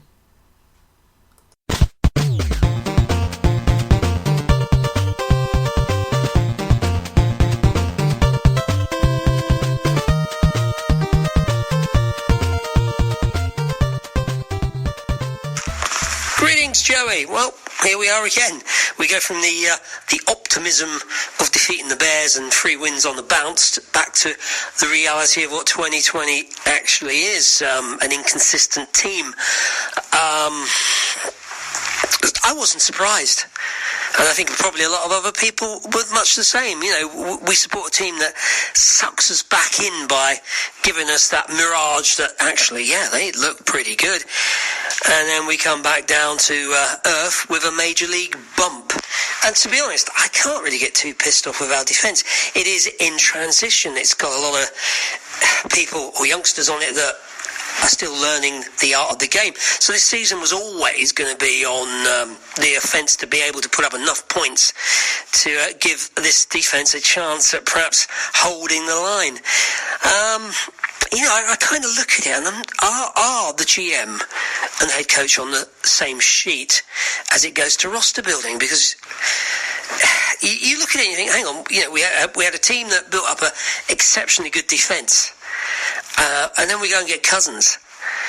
And it appears that we've tried to put more and more resources into the offence at the expense of the defence, which is what we've seen this year. We don't have a quarterback that has enough ability to paper over those cracks. What's interesting, and this was a statistic that I heard, that in final drives, the Purple have won one in about 160 odd.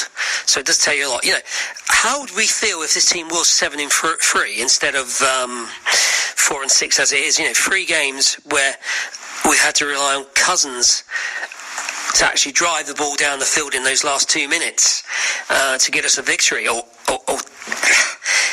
the biggest problem I see there is that you haven't then got time to use your biggest weapon, Cook, because you can't put him out there running when the clock is ticking down rapidly. And I think other defences are well aware of that situation. Would I feel that optimistic if we were 7-3? No, I don't think so, because I still don't think this team's good enough to go into the playoffs and win 3 games against considerably better opponents. And the telling statistic in those 3 games that we've lost on the final drive is the total yards that the Purple have put up is -1. -1. I mean, it's the usual frustration of a Viking fan.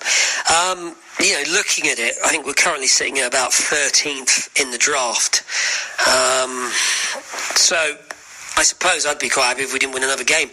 I hate that prospect, but if it gives us a chance of being in the top 10 and perhaps being able to draft the likes of Zach Wilson, and that's, you know, there's no guarantee the kid will be that franchise quarterback, but it's at that stage where now I would just like them to give it a go.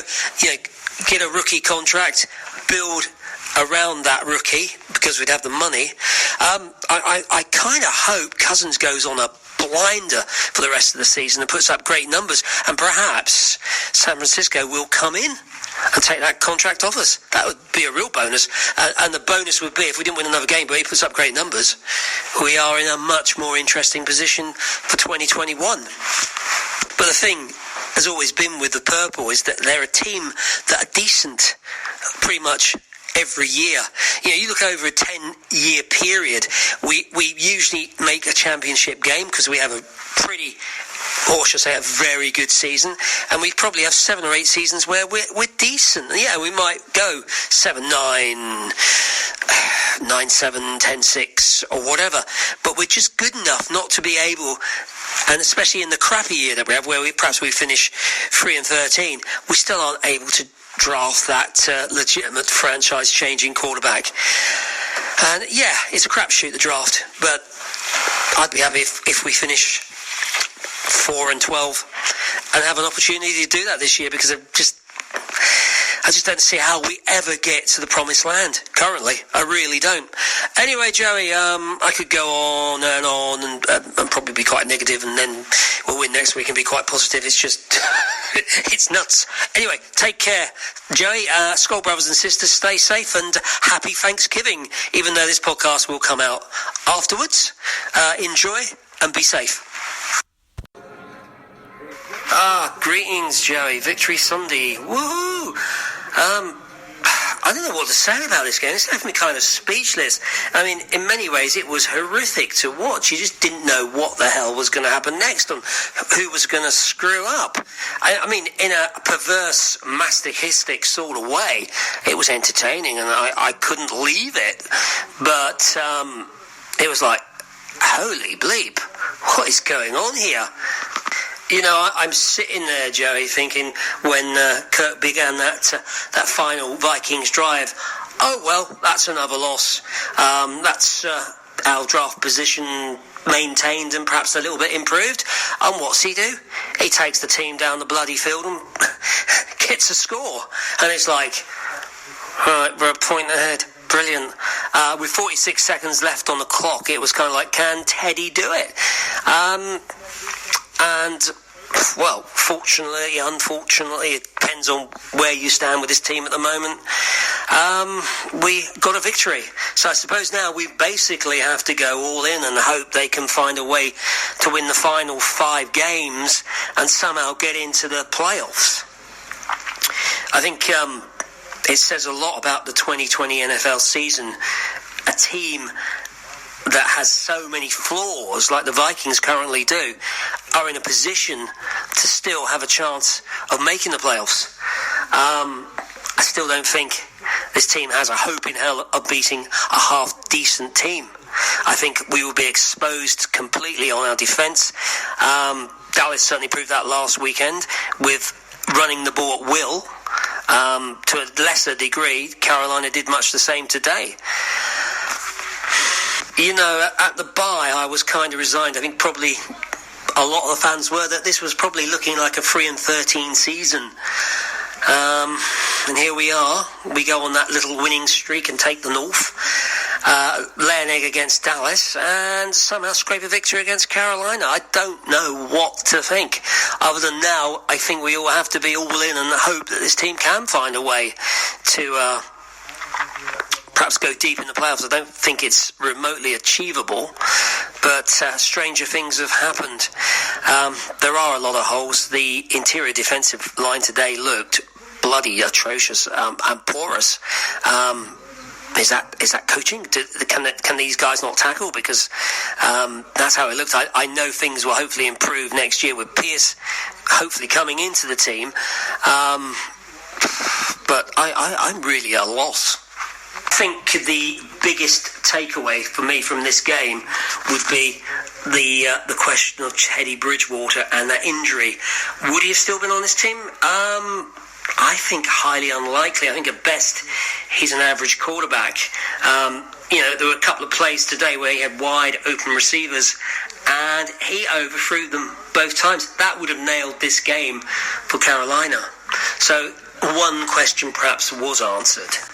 I guess now, Joey, we have to treat every game like a playoff game, and we need to win all 5. And there's still no guarantee we can make the playoffs. Oh, well, so I will enjoy next week. I think the Jacksonville Jaguars are a 9.5-point underdog. I think that's very generous of the bookmakers. Obviously, they fired their GM today as well, so we know what happens with teams that fire someone. The next week, they tend to come out motivated and play very well. I hope this isn't another game like Atlanta, but only time will tell. Anyway, Joey, I'll catch your podcast tomorrow morning. Skull brothers and sisters, and let's root for victories.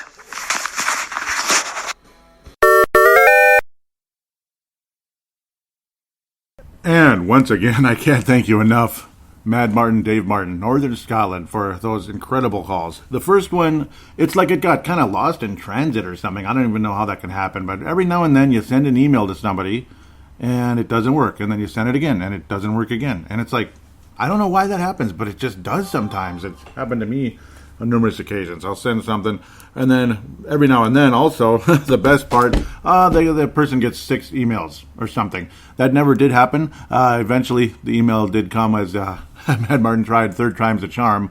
I don't know what causes that sometimes, because I believe him that he sent it and to the right address and everything.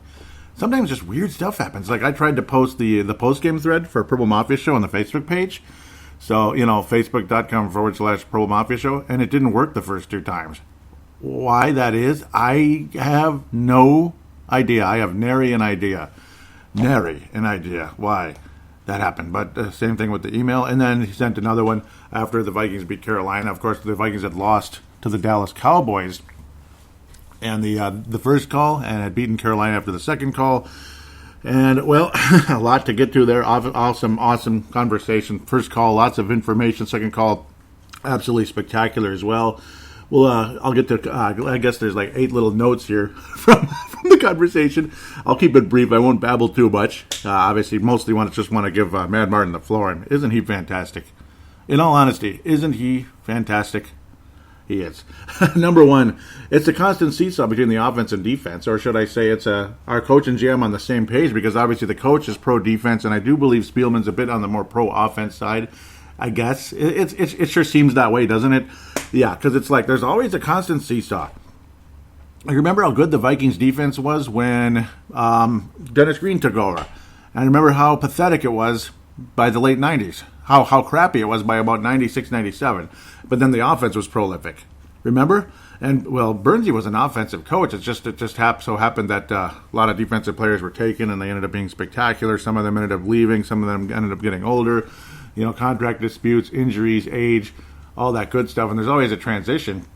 But it's kind of like everywhere, even at work. You overcompensate on one side, and now the other side is way behind and needs a lot of work. So then we overcompensate on that side, and then the other side needs a lot of work. And it's just an ongoing seesaw that lasts forever and ever and ever and ever. Yep, great point, though, of course. It is a constant seesaw. As, we've ignored the defense suddenly, at least the last year and a half, 2 years since bringing in Kirk Cousins. But the offense looks really kind of good most of the time, except for the first half of the Jacksonville game. It was kind of awful. But, yeah, let's go back. Point number 3, defenses know how we can't count on Cousins on his own because you're unable to run the ball, basically. They key in on that, and they make us look like fools. Related to that, and point number 4, is up to that point, up to the Cowboys game and games lost on the final drive, our total offense was -1 in yardage. -1. Incredible stat you brought up there, Mr. Mad Martin. That is amazing, isn't it? Absolutely incredible how you brought that up, and it's it's like you sit and put that in perspective. It's amazing, and it's ironic how against Carolina and Jacksonville we actually were semi-decent in the final drive, I guess, at moments. Well, we got more than -1 at least, but yeah, we beat 2 teams that were not that good. Carolina had some promise on occasion. Bridgewater could have easily won the game against the Vikings, but he missed. And then, of course, he missed on a sure touchdown pass late, which I didn't even mention because there were so many other things I was talking about. That's just how it goes with this show. There's always like 19,000 things to talk about, and you miss an important point or two. When I was just basically like, oh, the Vikings defense held Teddy Bridgewater. Kinda. Well, we kind of did. And then the kicker missed a 54-yarder because of overcompensation. He compensated too much on the strength of the kick versus the accuracy. There's a fine line between strength and accuracy, and that time he just overdid it. He wasn't exactly Matt Prater, but then again, Matt Prater hasn't exactly been Matt Prater either this year for the Detroit Lions. Number 5, we're always stuck in the middle of the draft when we're not good, basically.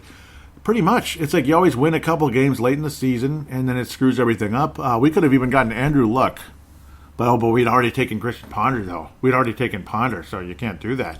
You can't take Andrew Luck. You know, we'd already taken Ponder. Remember back in 2011 when we were 3-13, we won like a game or two late, and instead of being 2-14 or 1-15, we were 3-13. Quaint. It's just quaint. Then we ended up taking Matt Khalil, which I backed 100% at the time because I thought he was a left tackle of the future, and well, he was in his first year, and after that, just like Brian McKinney, after that, not as good. Brian McKinney ended up having a better career, but still, how many people out there will tell you how great Brian McKinney could have been if he actually cared? You know, if he actually cared. Matt Khalil, well, same thing. Can't stay healthy either. Matt frickin' Khalil. Man, I can't believe that was 9 years ago already. Actually, about 10 years ago, wasn't it? I don't know, what a weird world we live in. Weird. Let's keep going. Point number 6. Teams are able to run the ball at will after the Carolina game. Yep, and yeah, it happened a bit yesterday with James Hollywood Robinson, as I continue to call him, at times, especially early on in that game when Jacksonville's offense was cutting through the Vikings like warm butter. You'll see an icon about that, I think, from Malcolm McSween on the Twitter account. I believe it was Malcolm. We'll get back to that in a moment. Point number 7 that Mr. Mad Martin made. Hard hard to know what to think. We can't beat Dallas. Yeah, we beat Carolina. And then obviously today's Jacksonville game to add to that. They're not that good. That the conclusion comes to, and I'm sure Mad Martin agrees with this 1,000%. I could just imagine him hearing me say this right now and is about to tweet it out right back to me. You're absolutely right. Yeah, I mean, and that's exactly how I feel. They're just not that good. You know, we might make the playoffs, and it's cute and everything. We're actually in the playoffs right now, and we already headed to Lambeau Field. Isn't that the weirdest thing ever? We'd actually be in the playoffs, and it's like, wow, give everybody an extension because we were 1-5, and we're going to make the playoffs. And we can build this thing together. Nothing's gonna stop us now. No, or don't stop believing. I don't know about that. I wish. You know, there are times our offense makes me think that, and of course the young defense and how good they look on occasion, it makes you want to sing the song from Journey, Don't Stop Believing, and here we go. We're going to be the 2007 Giants. I wish. Oh, I wish. Oh, I wish. I wish. I wish. I wish. I wish. I wish. But it's just not going to happen, is it? Point number 8 and final. Hope this isn't another game like Atlanta, meaning Jacksonville, and it almost was, but Jacksonville was just worse, actually. They didn't have Matt Ryan. They didn't have Julio Jones. I don't think Julio even played against us, actually. It was the other wide receiver that torched us in that game. And the Atlanta defense, actually, is what really beat us. They made Cousins look like a dimwit, and yeah, it was just a terrible game. Raheem Morris, and there was the sugar high and everything. But it was just the general manager that got fired. It wasn't Doug Marrone, who apparently is one of the 2 or 3 worst coaches in the league. Him and Adam Gase. A lot of people believe him and Adam Gase are being left in there to make sure there is no sugar high so they don't screw up their draft position. You know what? I don't blame him. I don't blame him. I don't blame him at all. It's just sad but true. Screw the sugar high, with a lousy team. You could get a franchise quarterback. Out of the two anyway, Fields or Mr. of course Lawrence at the top of Le Draft. So thank you so much for those call-ins. You're going to get a gold or silver or just most likely a gold. I mean, just awesome call-ins. And of course you heard some tweets from Mad Martin out of Northern Scotland as well. It is just an absolute pleasure when he calls in. Isn't it though? Absolute pleasure. So let's get to Twitter at Purple Mafia Show. At Purple Mafia Show is the Twitter account. Malcolm McSween and Tanae Brown retweeting the most recent show. Malcolm also liking it. Malcolm's out of the southern part of California. Not like Los Angeles or anything, but the southern part of it. Tanae Brown out of New Zealand. Both of them Purple Mafia Hall of Famers, as is Dave Mad Martin. You guys are all just legends. Tanae Brown says, I hate how Cousins can look like a top 5 quarterback in one drive, then Christian Ponder the next. Isn't that the truth? He could be well worth his contract if he found consistency. Would be interesting to see how a healthy Vikings team would have played this season. Man, those are some good points. Those are some great points. I mean, think about that, though. Yeah, that's exactly true. How Cousins at times can look absolutely great, and that's where the $30 million comes in, and then Christian Ponder. He literally looks like Ponder. The stupid, idiot mistakes, like the first play of the second half, like he's done that. He's actually done that multiple times this year. I think he did that in the Atlanta game, didn't he? It was just like intercepted. Like, oh, that's a great play. Thank you so much. Thank you so much, Christian. I mean, Kirk. Excuse me, Kirk Ponder, Christian Cousins. I don't know. He did against Dallas too, didn't he? Where it was just literally ready, hot, intercepted. Like first play of the half, second half. Momentum set. We got the ball. We're ready to go, and wow, that's just okay. All right. So yeah, how's it going, guys? How's it going? Huh? How's the weather? Yeah, basically like clowns like everywhere. That's water cooler talk, isn't it? Time for some water cooler talk. How's the weather in Cambodia today?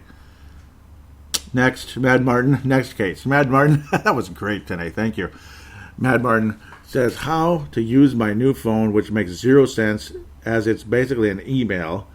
Read a good article from Tyler Dunn at...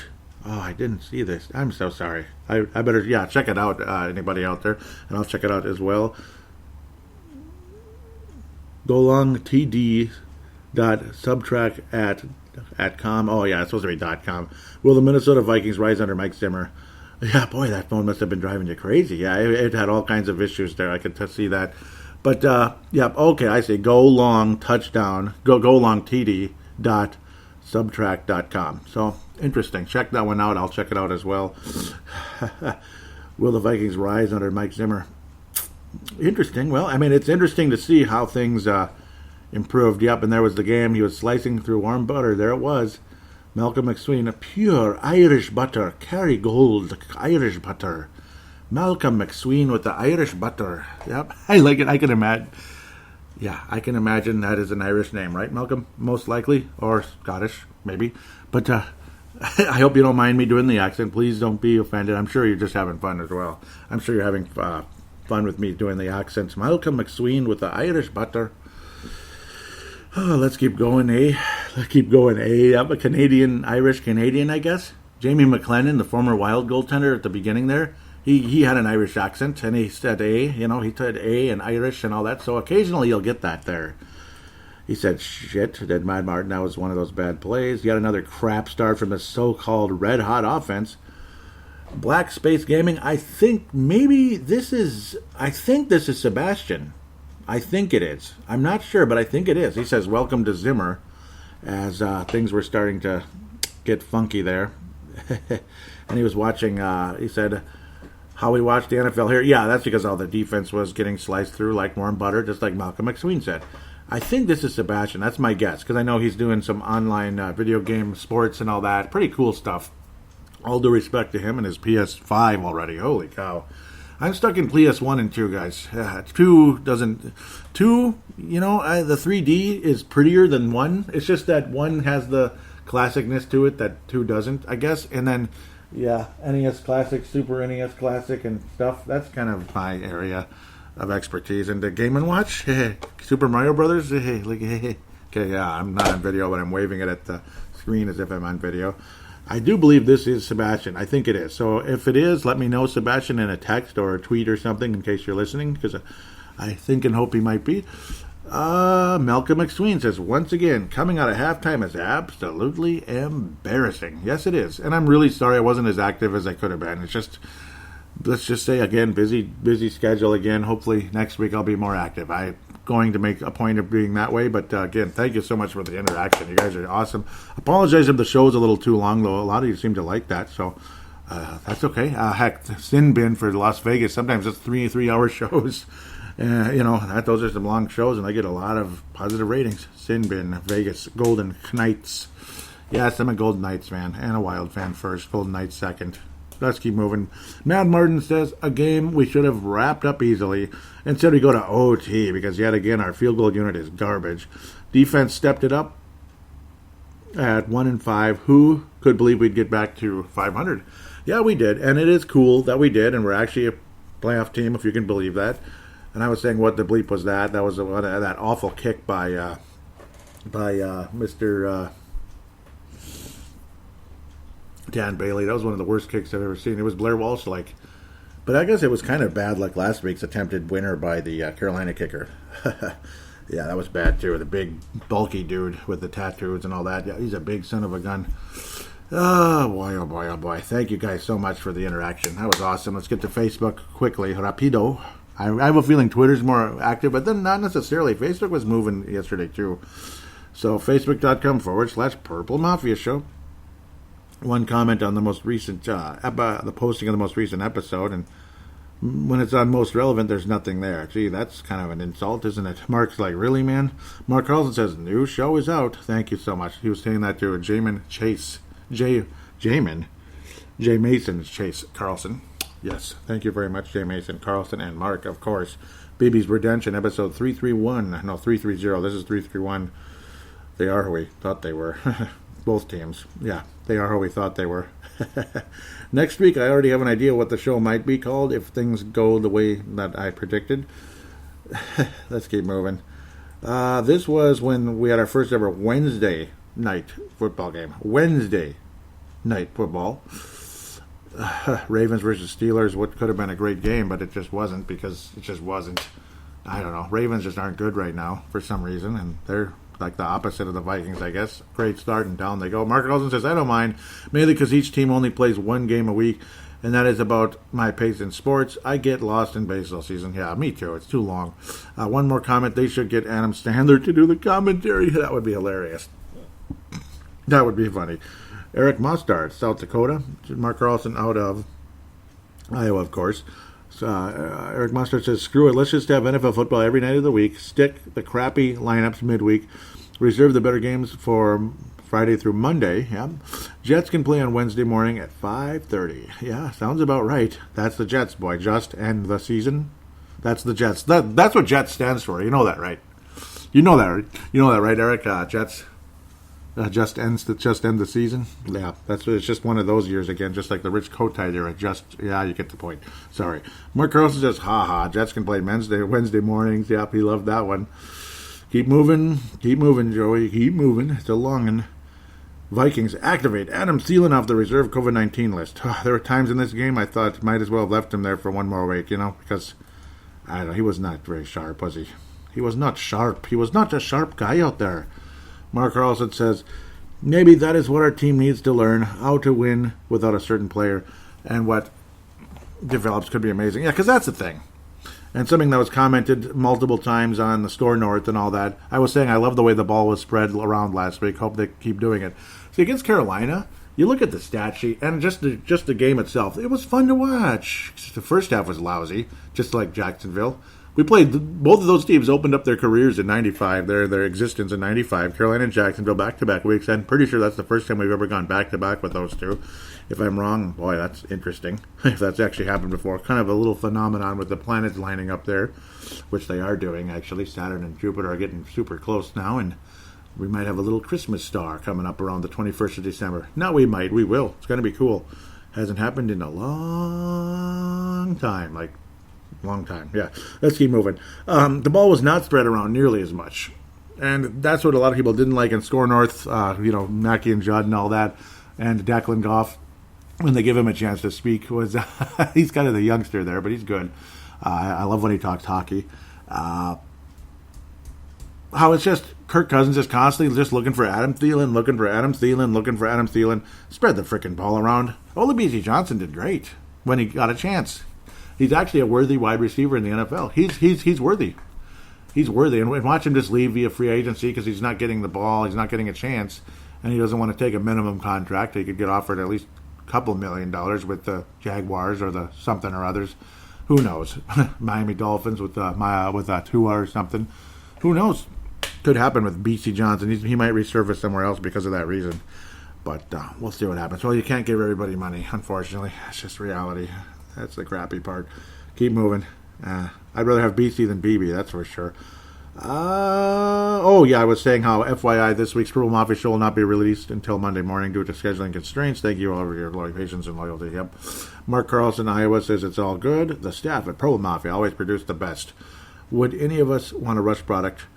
I hope not, and I hope I'm not ever doing Rush products. Yeah, and I agree with you. Thank you so much. It's better to not rush it. That's why State of the Vikings is usually recorded over 2 or 3 different days, like different days. The segments are recorded on different days, usually for the state of this, state of that, unless I'm just on a roll, because it's just higher quality that way. And obviously more information comes out, and plus I'm more fresh with the season wrap-up early on. And then, it's free agency draft conversation and, of course, fan interaction, blah, blah, blah. Keep moving. Kurt Back says, thanks for the update. Kurt Back out of White Bear Lake, of course. Good friend locally here, of course. Vikings versus Jaguars in-game threat. I know there was a lot of good conversation. This may go on for a bit yet. Bear with me, guys. It's probably going to be a 2-hour pluser. Looks like it. It sure does, eh? It sure does, eh? I'll try to somehow keep it pithy, as Bill O'Reilly would say. Dave Hickey was saying another nail biter with Cousins at the helm. I'm shaking like Mike Zimmer. Yeah, me too, man. Me too. Here comes the field goal. Not even close. Yep, that was Kurt Back and Dave Hickey interaction. Mike Dale, the New York State, not city, saying, Jesus sake, it's just about who shoots themselves in the foot less. Isn't that the truth? It's so true. Mark Carlson says, what a weird game. And yes, it was the worst ever. Here comes a tie, says Curtin. You know what? It could have easily been. If this was one of those years where we were clearly not even, if this was like 2013, this would have definitely been a tie, or 2008. Or 18, pardon me. It just reeked of that. Maybe this is the difference of us squeezing into the postseason, I guess. Woohoo. Brett McCarthy says it's not that hard. You run the ball, you catch the ball, and play defense. Are you kidding? 3 and out in OT. Yeah. Kurt Back says GD horse bleep, we're done. And somehow we still won. Nice pick by Danzler, according to Brett McCarthy. South Dakota, he was saying unreal. Oh my God. Hail Mary before the half. That was bad too. That was really bad. There was no point for that kind of nonsense. Could have been intercepted. And a Hail Mary before overtime too. Really dumb. I don't know what they're doing. Mike Dale, this was a big time play by Justin Jefferson that got called back because of pass interference. OPI. That was a bummer. Mike Dale says BS offensive pass interference call, but what else is new? Roger and Bowden says ugh. Mike Dale has one here saying, oh boy. I hope they're not in the mood to be laying an egg against inferior opposition just like they occasionally do a few times a season. Jacksonville made that look too easy for an opening drive for a team that only has one win so far. Yeah. Like the Falcons and Cowboys, says Dave Hickey. And Mike responds with exactly. You can't not show up to play every couple of weeks. It is not being prepared. Yeah, defensive line not getting any pressure. Here we go. Here's a nice big one from Mike Dale. He says, it sounds annoyingly cliche, but this game is going to come down to who wants to shoot themselves in the foot less and who doesn't want to snatch defeat from the jaws of victory. There's a reason why the Jags are 1-10. The Vikings just need to F up less than them. Only down by 3, and on paper, the Vikes are a slightly better team. It sucks that Eric Kendricks is out, but hopefully our safeties, Harrison and Harris, sounds like a law firm. It does, doesn't it? Can bring leadership to this young defense and hold the fort down. The O-line looks like garbage, but if Dalvin starts getting any kind of joy in the second half, I foresee the points being scored. And luckily they did, for the most part. The points were scored, but then the defense kind of sucked at times too. Mark Carlson loved that about the law firm. Brett McCarthy says, school everyone, happy holidays. And I was saying, Merry Christmas back at you. Yes, sir. Catch the bleeping ball. This is pathetic. I was getting mad about this. Kendricks out injured in warm-ups. Yep, that was sad. Unreal. No, wait.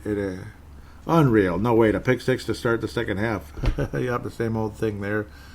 Roger Imboden. I like this one. Brailford. Who is he and where did he come from? Yeah, he never played. He was a 7th-round pick for the Washington Redskins at the time. Now they're the football team.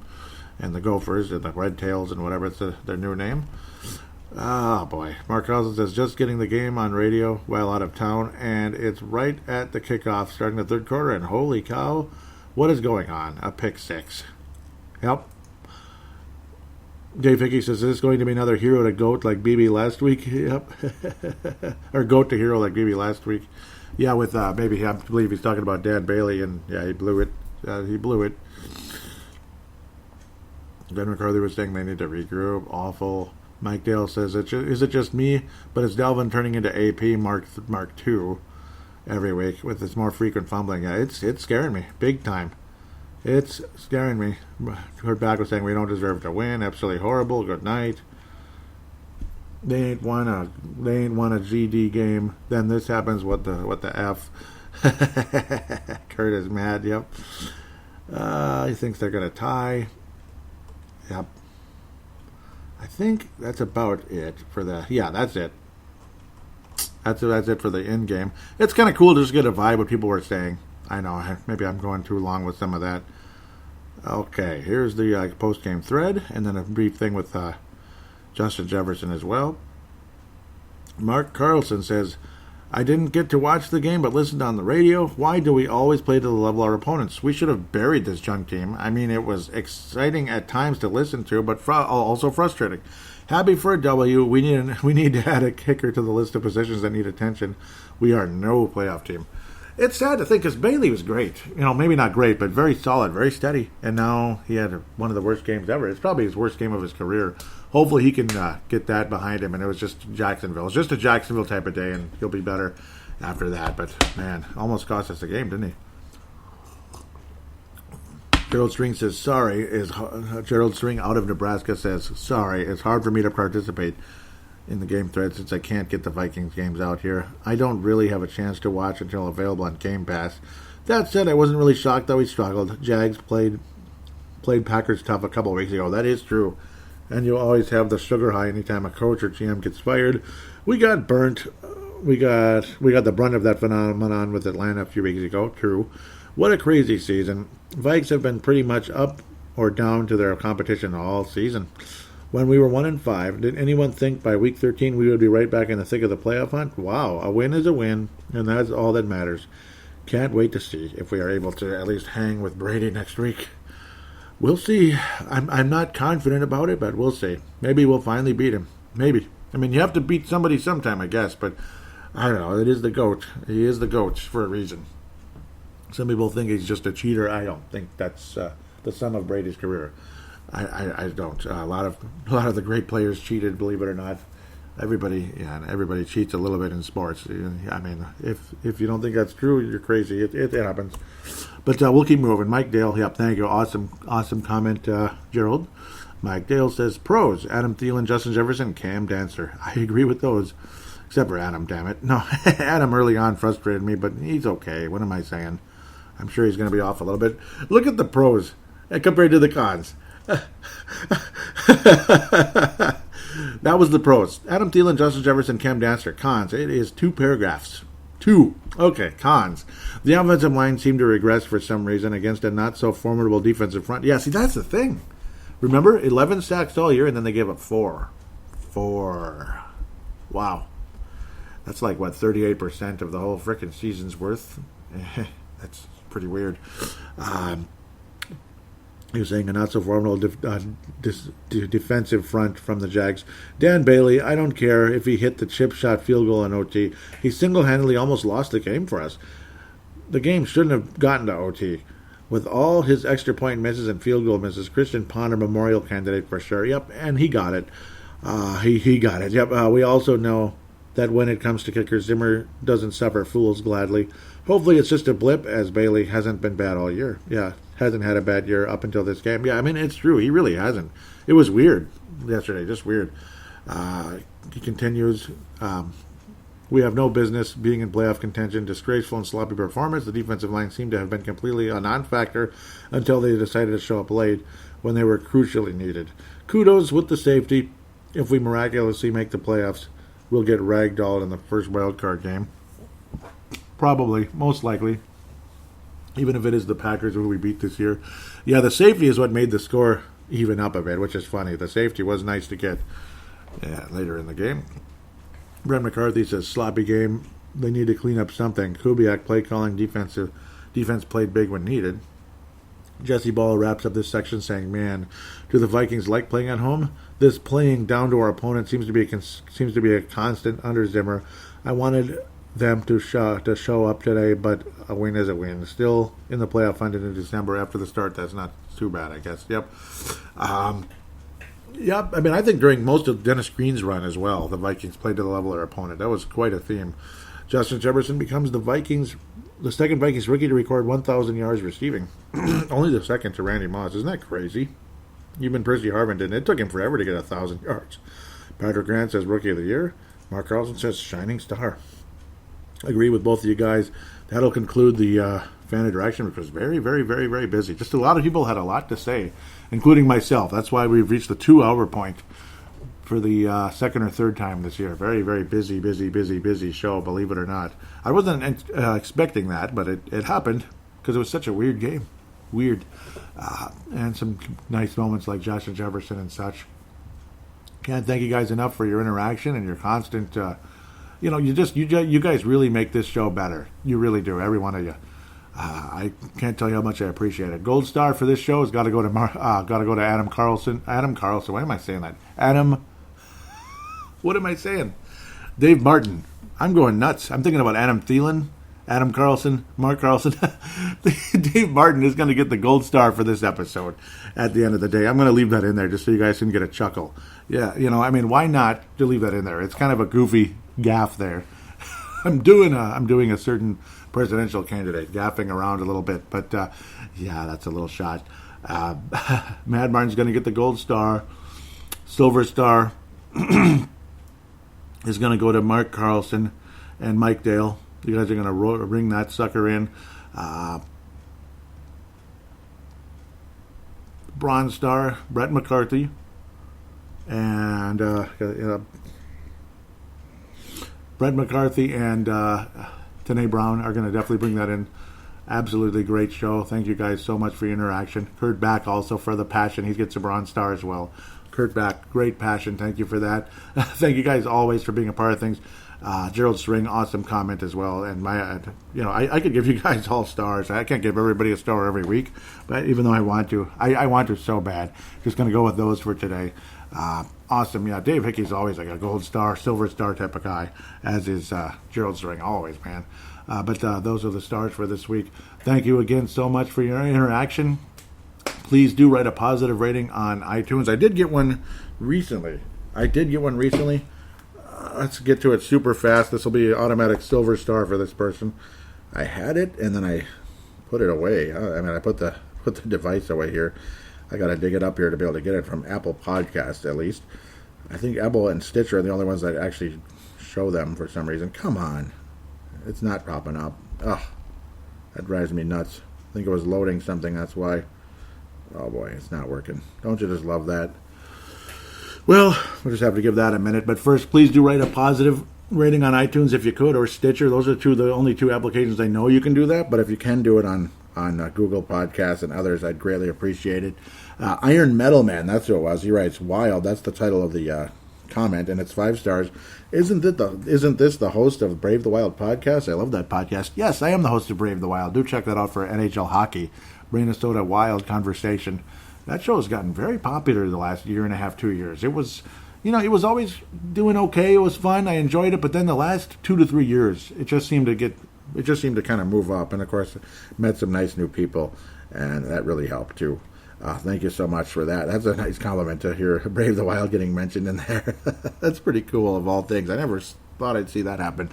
But yeah, if you could write a positive rating on Purple Mafia on iTunes or Stitcher, greatly appreciate it. Thank you so much, Iron Metal Man there. Iron Metal Man. maybe likes rock and roll, I think. Maybe.